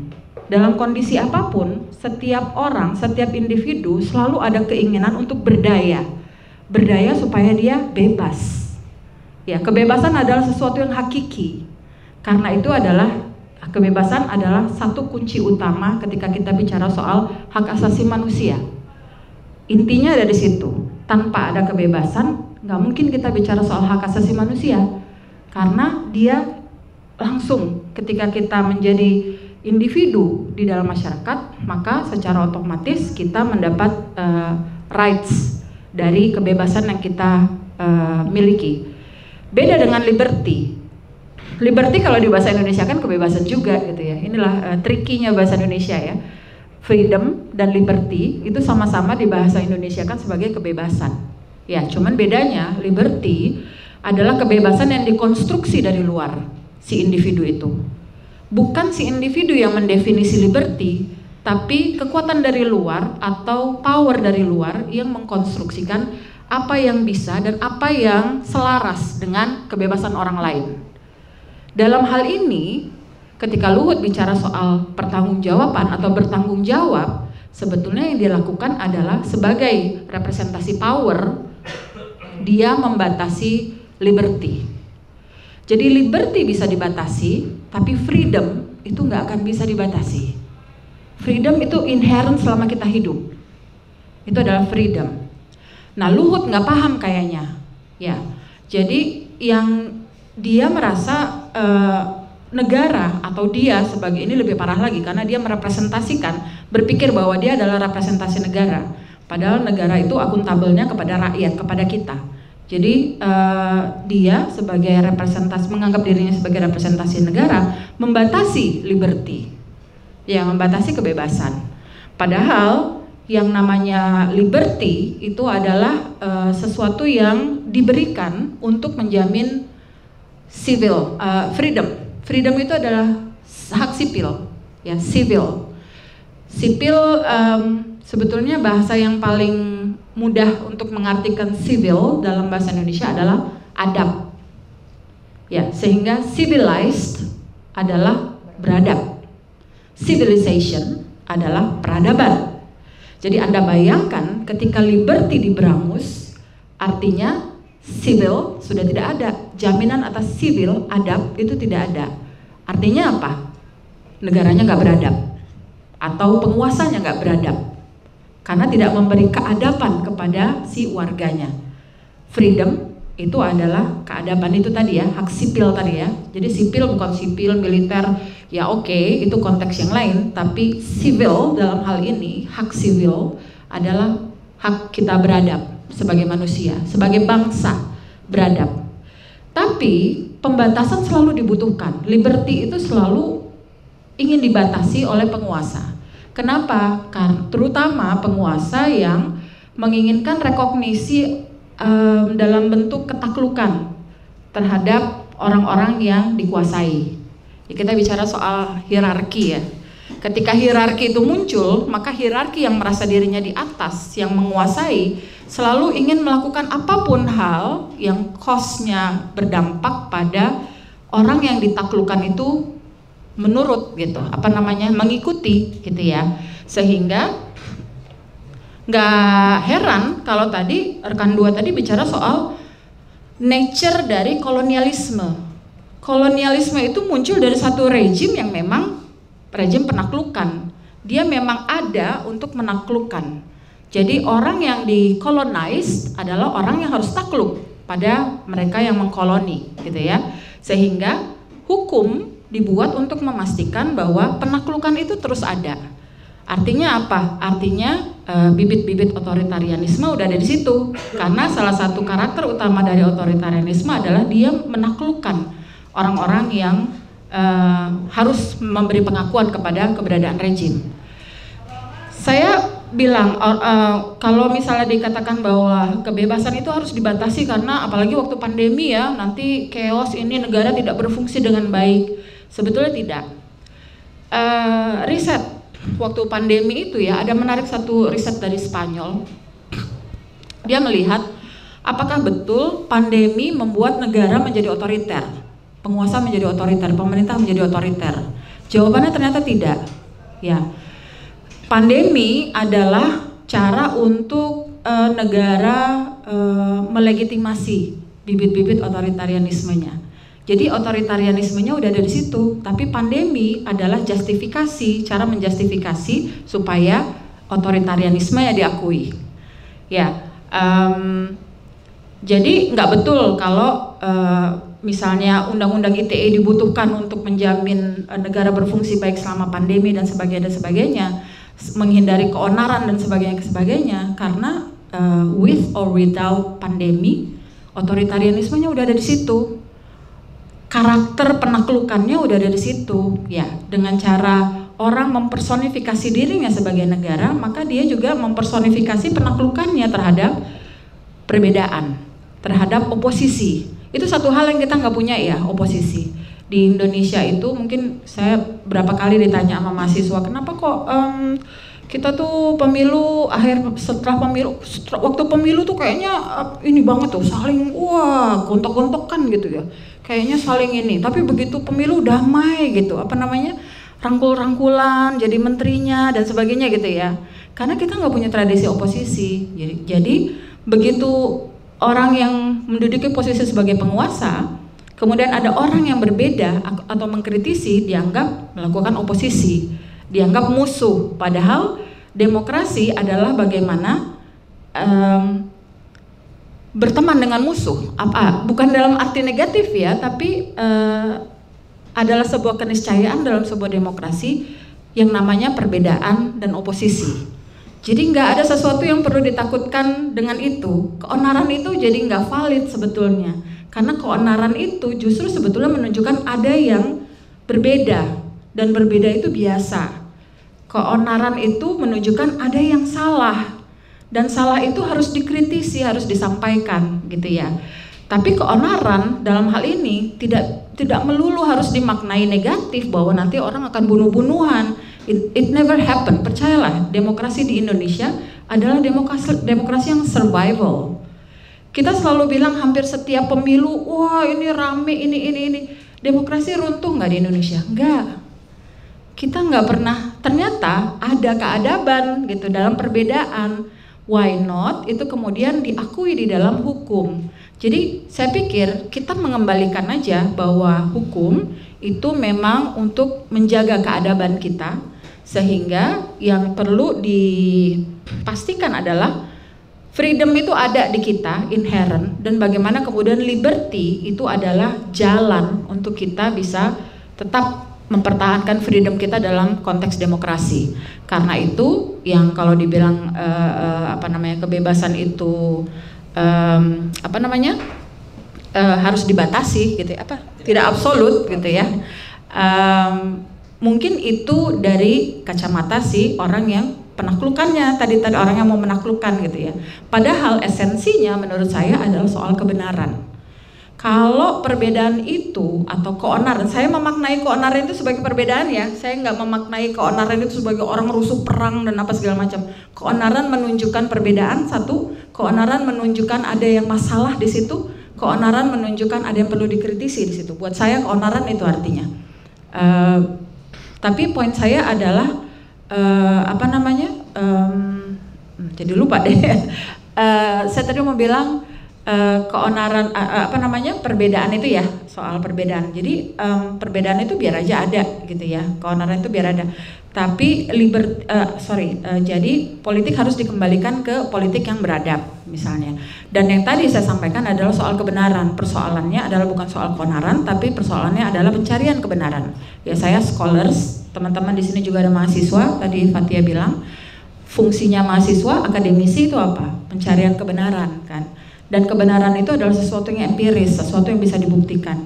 Jadi kalau misalnya ada apa yang disampaikan Fatia dan Haris, yang dicari bukan siapa yang membuat onar, tapi adalah kebenaran itu sendiri. Tadi hampir mirip dengan yang disampaikan rekan sebelumnya. Kalau gitu Luhut dan timnya juga harus come up dengan satu upaya ilmiah yang bisa membuktikan kebenaran gitu. Kenapa nggak itu yang diupayakan instead of mengekalkan lagi pembatasan terhadap freedom, which is nggak akan bisa dibatasi. Yang namanya freedom itu nggak akan pernah bisa dibatasi. Seotoriter apapun sebuah rejim, liberty bisa dibatasi, tapi freedom nggak akan pernah bisa dibatasi selama manusia itu hidup. Jadi saya pikir itu ya, mungkin nanti kita bisa pancing diskusinya dari teman-teman atau dari dua teman yang lain dan Fathia. Poin saya adalah itu. Jadi saya lebih percaya kebebasan itu bukannya tidak absolut, tapi kebebasan itu mutlak harus ada. Dan caranya supaya kebebasan itu ada adalah dengan hukum. Kita butuh hukum untuk memastikan kebebasan ada. Hukum bukan untuk membatasi kebebasan. Hukum bukan untuk mengekang ide. Ya, hukum bukan untuk mengekang keonaran dalam arti perbedaan dan sebagainya. Jadi saya pikir esensinya ketika kita bicara negara demokrasi berbasis hukum adalah itu. Terima kasih. Oke, menarik sekali tadi apa yang disampaikan oleh Mbak Sri terkait dengan adanya pemaknaan yang beda terkait dengan kebebasan itu sendiri gitu, dan kemudian penggunaan terkait hukum sebagai pembatas dan juga hukum sebagai pembebas. Jadi itu menarik sekali. Nah, sebelum saya bertanya kepada para pembicara, saya membuka dulu terlebih dahulu sesi dari teman-teman yang hadir di sini, baik di teman-teman media ataupun yang lainnya untuk bertanya. Silakan, boleh. Ya. Terima kasih. Saya Arif dari cnnindonesia.com. Mungkin saya ada dua pertanyaan untuk para pemaparan tadi ya. Pertanyaan yang pertama itu terkait kasusnya Bung Rocky Gerung. Ini kan sedang bergulir lah, beberapa laporan sudah dilimpahkan ke Barreskrim. Dan pertanyaan pertamanya itu sebenarnya apakah perlu nggak sih Bung Rocky ini meminta maaf atas pernyataannya soal Jokowi? Karena kalau menurut ke kasusnya Kak Fathia dan Bang Haris itu kan kayaknya Bung Rocky ini kayaknya offside banget sampai nyebut bajingan tolol dan lain-lainnya gitu. Dan itu juga sampai menimbulkan perdebatan. Walaupun sebelumnya beliau juga sudah menyampaikan permintaan maaf, tapi bukan soal ucapannya. Ya, beliau meminta maaf karena menyebabkan perselisihan di antara kalian. Kenapa? Itu pertanyaan pertama. Nah, yang kedua, dalam kasusnya Bung Rocky ini kan sedikit ada perbedaan gitu. Di dalam pasal-pasal yang berpotensi menjerat itu tidak ada pasal 27 ayat 3. Walaupun ada, pas pertama kali dilaporkan ke Barreskrim itu ditolak karena Pak Jokowi sendiri tidak turut diwakilkan atau tidak diklarifikasi. Nah, dari situ juga akhirnya menjadi pasal 28 ayat 2. Nah, dari pembahasan yang tadi soal keonaran juga dan diwanti-wanti aparat penegak hukum itu mungkin bisa menyimpulkan terlalu dini soal keonaran ini. Apakah itu termasuk ataupun merujuk ke kasusnya Bung Rocky ini? Karena kan terakhir rumahnya digeruduk tuh, dilemparin telur, terus sempat juga ada demo di mana-mana, tanda kutip demo ya. Kita nggak pernah tahu itu demo beneran atau seperti apa. Apakah itu mewanti-wanti terkait hal itu supaya nanti Bung Rocky diperberat karena telah menimbulkan keonaran dari ucapannya? Terima kasih. Ya, oke. Kita pertegas posisi aja dulu ya. Pertama ya, kalau saya ditanya apa yang dilakukan Rocky Gerung itu bisa dipidana atau tidak, saya bilang tidak bisa. Kenapa saya bilang tidak bisa? Karena Rocky Gerung berbicara dalam kapasitas dia melakukan kritik terhadap Presiden Jokowi. Coba kita refresh lagi ingatan kita, teman-teman. Ada kata presiden sebelum dia menyebut Jokowi. Itu clear disampaikan dalam kapasitas Jokowi sebagai pejabat, sebagai presiden. Yang kedua, kalau memang teman-teman menganggap apa yang dilakukan ini, kalau pendapat, ya mungkin kita harus hargai juga pendapat yang lain. Kalau ada yang menganggap bahwa Rocky tidak sopan, bahwa Rocky offside, apa segala macam, silakan berpendapat seperti itu. Tapi tidak semua itu bisa dipidana. Misalkan Rocky diberikan sanksi moral, ya silakan aja, yang namanya moral kan kembali lagi ke masyarakat bersangkutan. Tapi kalau itu apakah sebuah pidana atau tidak, bagi saya bukan pidana. Saya ingatkan lagi ke teman-teman sekalian, tadi saya sebut putusan Pengadilan Negeri Bantul. Saya sebut nomornya, nomor 196 garing pit.sus/2014/PN-BTL. Majelis Hakim waktu itu berpendapat perbuatan terdakwa memposting status di Facebook bukan bermuatan penghinaan, pencemaran nama baik ataupun fitnah. Misalkan kita interpretasikan, kita dudukkan sebagai apa nih aktivitas yang dilakukan oleh Rocky Gerung? Apakah dia sebuah penghinaan? Enggak. Apakah dia sebuah pencemaran nama baik? Enggak. Jokowi clear, dia respon yang saya tahu, mungkin saya nggak tahu apakah ada yang baru, tapi terakhir yang saya tahu Jokowi mengatakan bahwa itu hal kecil, saya kerja aja. Dari situ kan yang punya otoritas untuk merasakan terhina kan yang bersangkutan, Bapak Presiden Joko Widodo. Kalau Bapak Presiden Jokowi sudah tidak menyatakan itu sebagai sebuah hal yang menghina diri dia, kita punya otoritas apa untuk kemudian memaksa bahwa kita merasa yang terhina atas apa yang dialami oleh Presiden Jokowi? Saya sangat mengerti, ada juga kelompok yang memang pro kepada Presiden Jokowi. Yang namanya presiden itu kan jabatan politik, dia melalui pemilu. Jokowi itu sudah pasti ada pendukungnya. Kalau kemudian, ini kita interpretasikan lagi keonaran, itu keonaran itu terjadi dalam aktivitas yang kemudian hanya pendukungnya aja, yang kemudian demo, itu bukan keonaran. Itu adalah kemerdekaan menyatakan pendapat. Tidak bisa itu ditafsirkan sebagai sebuah keonaran. Ingat tadi logika melihat telur tadi. Telur itu tidak pasti anak ayam, tapi logika. Maka kami berharap agar aparat penegak hukum melihat kasus Rocky Gerung ini tidak menggunakan logika bahwa telur itu pasti anak ayam. Tapi telur itu kan tidak pasti anak ayam. Ada telur bebek, ada juga telur rebus. Maksud saya adalah bukan berarti kemudian tiba-tiba di bawah ada masyarakat yang bergerak itu otomatis sebagai sebuah keonaran. Enggak seperti itu logika berpikir, logika hukumnya. Jadi kesimpulannya adalah bagi saya berdasarkan pengetahuan dan pemahaman saya, Rocky Gerung itu tidak bisa dipidana. Kalau soal moralitas dan segala macam dia tidak bermoral, ya itu silakan saja. Kemudian kembali ke masyarakat bagaimana menilai apa yang dia sampaikan. Tapi sepanjang itu kritik, apalagi bahkan kritik, misalkan kita anggap Rocky Gerung melawan kritik dan itu dia terbawa emosi, clear, bukan saya ngomong, putusan pengadilan. Kritik yang disampaikan secara emosional dengan kemungkinan menyinggung orang lain pun itu bukan pidana. Ini ada putusannya. Saya nggak jualan obat di sini kan gitu. Jadi ada dasar hukumnya, silakan dicek apa yang saya sampaikan. Saya pikir itu respon saya. Terima kasih. Terima kasih Bang Bajamal. Mungkin ada yang mau menambahkan. Sekaligus saya juga menambahkan tadi pertanyaannya mungkin terkait Rocky Gerung ini kan ada juga pelaporan perdatanya terkait perbuatan melawan hukum yang kemudian juga akan disidangkan kan. Itu mungkin bisa jadi tambahan. Silakan mungkin Bang Gifar kalau mau jawab. Pertanyaan terkait perdatanya apa? Kan sering ada argumen masyarakat sipil kan atau beberapa argumentasi bilang untuk tidak dipidana gitu, tapi untuk perdata. Nah, sekarang bisa dalam dua sisi kan, maksudnya ada salah satu modus baru gitu, perdatakan atau sebenarnya itu juga langkah yang sebenarnya keliru-keliru juga gitu. Itu sebenarnya.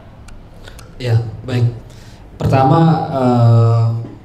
yang pertanyaan Mas dari CNN tadi, saya yang kedua, yang pertama udah dijawab oleh Ma'ruf ya. Soal minta maaf, kalau secara hukum nggak ada kewajiban minta maaf, apalagi secara rambu-rambu pembatasan hak asasi manusia, mana ekspresi yang kemudian dibatasi. Apa yang disampaikan oleh Rocky, apalagi yang dia bicarakan adalah individu yang memegang jabatan sebagai presiden, dan ini presiden bertindak sebagai eksekutif loh, bukan kepala negara di negara yang mengakui adanya kesucian monarki gitu. Dan pasal-pasal les majesté yang disinggung Fathia tadi dari Prancis diadopsi oleh Belanda kan itu. Mereka menganggap rajanya suci gitu. Emang Jokowi sama kapasitasnya sama itu, dia eksekutif. Dia presiden yang berhak masyarakat memintakan pertanggungjawabannya, dia dipilih langsung sama masyarakat gitu. Dan tapi itu pilihan lah gitu ya. Soal pasal yang nggak masuk 27 terus kemudian jadi 28, komentar saya ya itu nggak tepat juga. Kalau kita lihat asal muasal pasal hate speech itu adalah untuk melindungi minoritas yang sering menjadi korban hate speech, persekusi. Karena kalau udah persekusi aja dipidana telat gitu loh, pas masih hate speech dan itu sudah ada permulaan perbuatannya, lalu hukum pidana udah bisa masuk di situ. Yang dilindungi kan ini minoritas yang jadi korban pada akhirnya nanti berujung genosida, crimes against humanity dan seterusnya. Tapi di pasal inilah kan, ini pasal 28 ini pasal membonceng di undang-undang transaksi elektronik juga itu. Buat ngelindungin m-banking kita, terus tiba-tiba ada pasal soal ekspresi di media sosial gitu ya. Kalau teman-teman baca di kertas posisi awal-awal undang-undang ITE begitu. Tetap saja nggak pas. Apa keminoritasan Jokowi dibanding Rocky Gerung, dosen yang akademisi liar individu kayak gitu aja, nggak punya masa juga gitu ya, dalam arti yang dalam pembatasan HAM dia punya karisma tertentu yang bisa memancing immediate action gitu ya. Nah seperti yang dilakukan Hitler misalnya, apa bandingannya Rocky sama Hitler gitu, atau yang perang-perang saudara di Afrika dan lain-lain gitu. Dan kalau saya sih melihat begitu, kalau terus dipergunakan ini eksesif sekali. Dan kemajuan di KUHP kita adalah ya, dan terutama ini udah dibatalin lah oleh MK ya, perbuatannya sebenarnya. Yang dibatalin MK itu kan pasal penghinaan presiden yang dikopi secara langsung dari KUHP Belanda itu di tahun 2006 kalau nggak salah, 2008an, pasal 2 something di KUHP lama. Di KUHP baru ini juga ada yang kita kritik juga, salah satu masalah di KUHP baru menyerang kehormatan harkat martabat diri presiden gitulah. Tapi apa yang dimaksud dengan pasal itu intinya copy paste soal penghinaan lagi, merendahkan, memfitnah dan seterusnya. Sebenarnya itu, tapi karena ini presiden terus pakainya undang-undang ITE dilariin ke pasal 28, nggak tepat banget gitu, ngaco lah menurut saya. Dan pasal soal berita bohongnya tadi, ini nih salah satu problematika penerapan undang-undang berita bohong. Sesuatu yang kualifikasinya opini kayak gitu terus mesti dibuktikan benar atau salah gitu. Kan ada, kan nggak semua statement itu adalah fakta. Sebagian statement kan adalah opini. Menurut saya itu opini Rocky. Terus mau menghukum pidana kan opini orang tuh. Semua penulis Kompas, penulis Tempo itu masuk penjara nanti. Itu opini kualitasnya, dan itu bukan termasuk ekspresi yang dilarang, jelas-jelas di mana-mana, termasuk hukum perdata. Jadi burden of truth-nya nanti gimana ngebuktiinnya, dan ini bukan kualifikasi yang bahkan bisa dikasusin secara perdata kalau menurut saya. Dia itu kualitasnya opini gitu. Karena itu juga problematis tuh. Ya.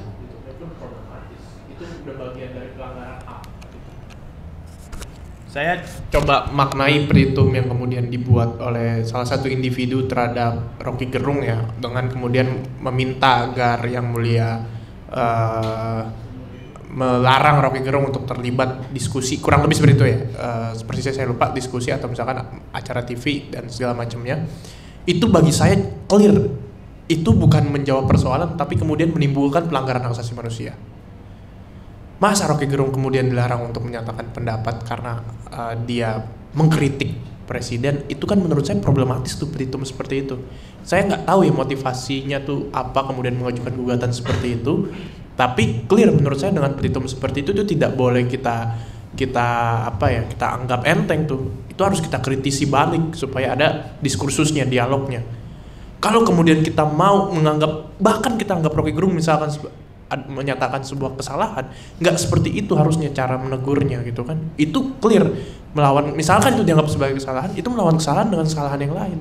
itu nggak akan menciptakan sebuah hal yang baik tuh, kesimpulan yang baik dengan proses seperti itu. Menurut saya itu nggak bisa dibiarkan ada individu-individu seperti itu tuh. Itu harus juga kita kritisi balik tuh.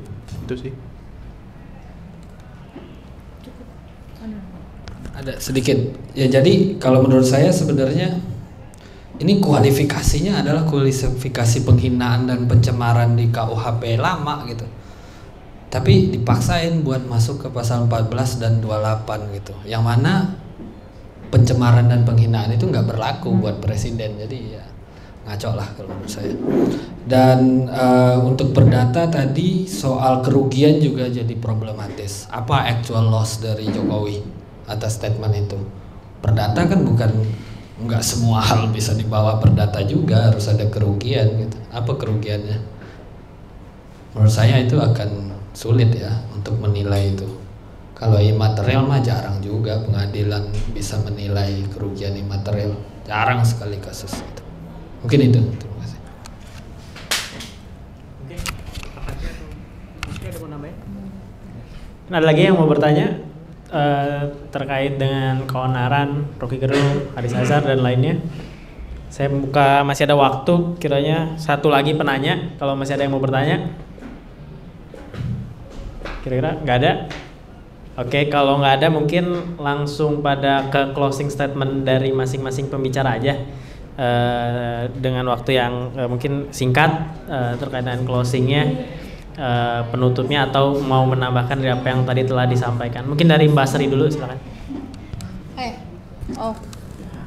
Saya ngomentarin sedikit ya. Sepertinya kalau untuk kasus Rocky Gerung juga nggak apa-apa ya, agak ngomentarin sedikit ya sebelum closing ya.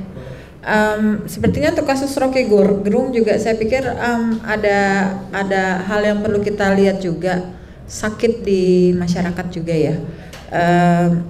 Kita juga ya, artinya Jokowinya sih kelihatannya fine-fine aja gitu ya, nggak terganggu, meskipun statementnya begitu kan kita nggak tahu. Tapi orang-orang yang katakanlah yang bereaksi gitu ya, yang saya pikir bukan cuman norak ya, tapi politik idolatry itu menurut saya udah apa ya, destruktif ya. Kita mulai dengan kerelawanan dulu itu 2014 itu fenomena kerelawanan itu mulai muncul kan ya, menguat. Kerelawanan itu kan muncul karena adanya keinginan untuk sebuah perubahan. Kalau kita mau lacak balik ya, dari mana sih volunteerism itu muncul? Volunteer atau kita menjadi relawan karena kita percaya ada sesuatu yang morally good, ada sesuatu yang secara moral itu baik, dan harusnya kondisi seperti sekarang itu harus diubah ke arah yang lebih baik. Ada keinginan besar, keinginan bersama untuk sebuah perubahan. Tapi ketika kerelawanan itu kemudian ditangkap dan terstruktur, terlembaga, terinstitusi, dia bukan lagi sebuah keinginan untuk sebuah perubahan, tapi keinginan untuk status quo, tidak mau ada perubahan. Jadi whatever it takes to not do any change. Jadi relawan hari ini sudah terdistorsi dengan idolatry.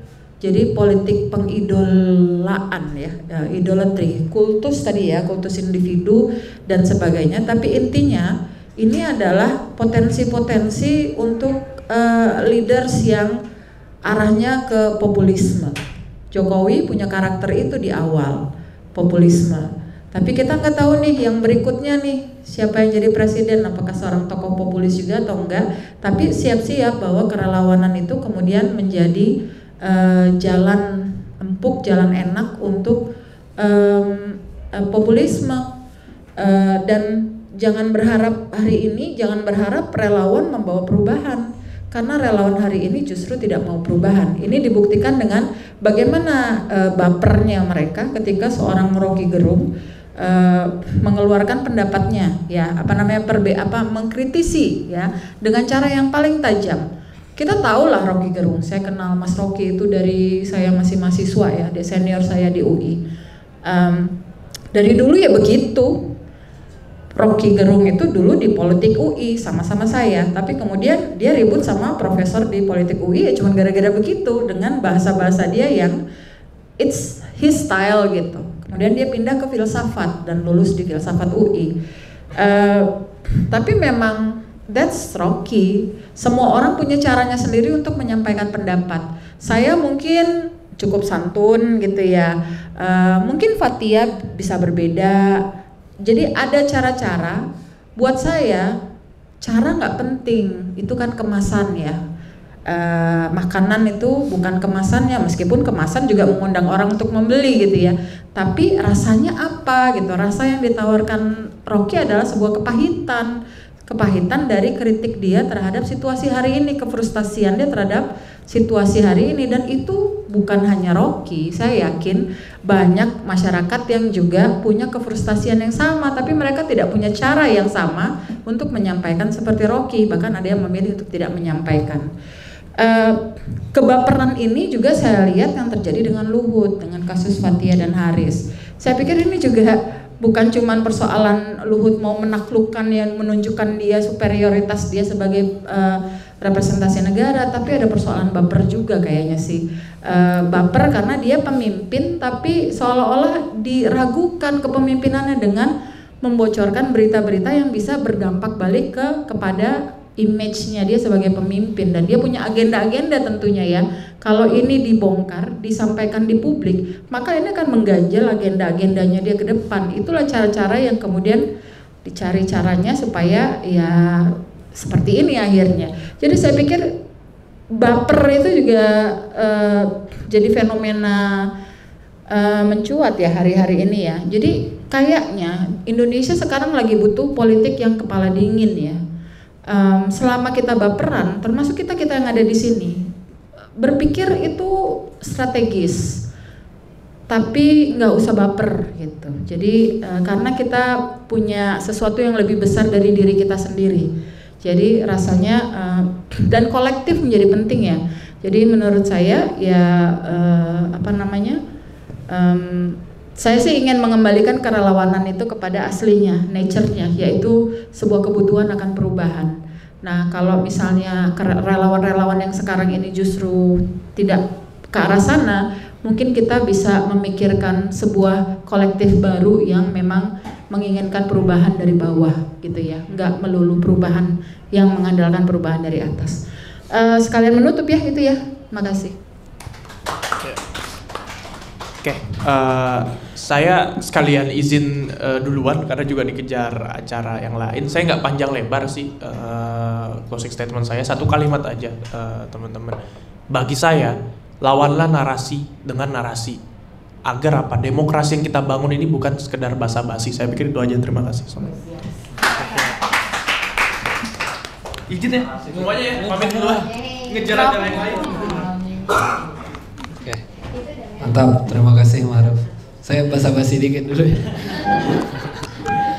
Ya, paling ini teman-teman. Jadi walaupun ini pada masa transisi sebelum pemberlakuan KUHP baru yang sedikit lebih ketat soal berita bohong dan keonaran ini, dia nggak pakai keonaran lagi tapi pakai kerusuhan dan ditafsirkan sebagai kekerasan yang dilakukan oleh 3 orang.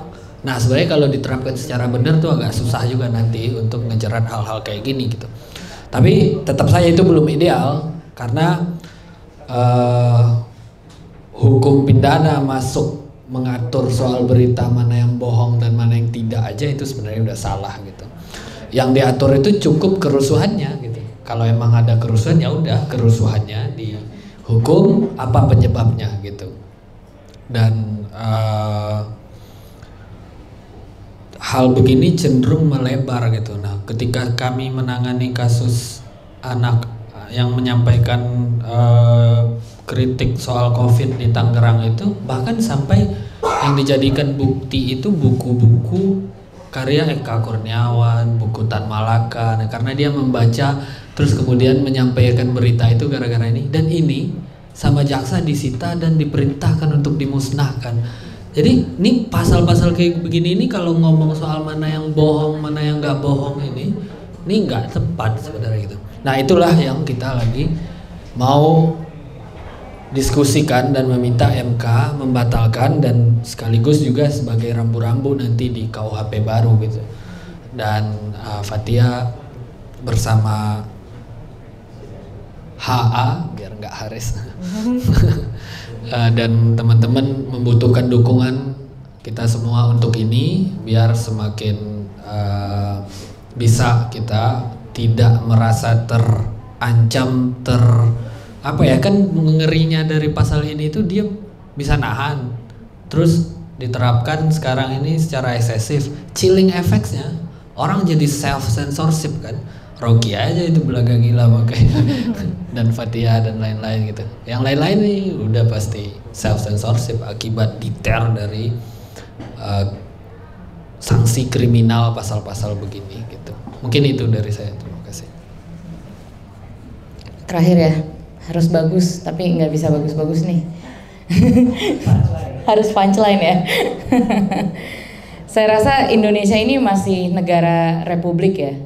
Sudah lagi bukan di bawah kolonialisme Belanda yang punya kesucian monarki. Maka dari itu presiden itu bukan simbol negara. Presiden dipilih oleh warga dan di dalam konsep republik itu sendiri ataupun demokrasi, warga justru adalah yang menjadi tuannya, begitu. Jadi ketika presiden merasa dihina ataupun tidak mau dikritik, berarti presidennya payah, karena konsekuensi logis jadi pejabat adalah ya dikritik. Kalau nggak mau dikritik, mending jadi pengacara alias pengangguran banyak acara. Gitu aja, kayak saya. Gitu aja, terima kasih semuanya. Oke, baik teman-teman semua, itulah diskusi kita sore hari ini terkait dengan pasal keonaran. Semoga ini terus menjadi diskursus dan juga solidaritas bagi mereka yang dipidana tanpa pernah tahu alasannya kenapa. Terima kasih untuk rekan-rekan media. Selamat siang, selamat sore, menjelang malam. Terima kasih semuanya.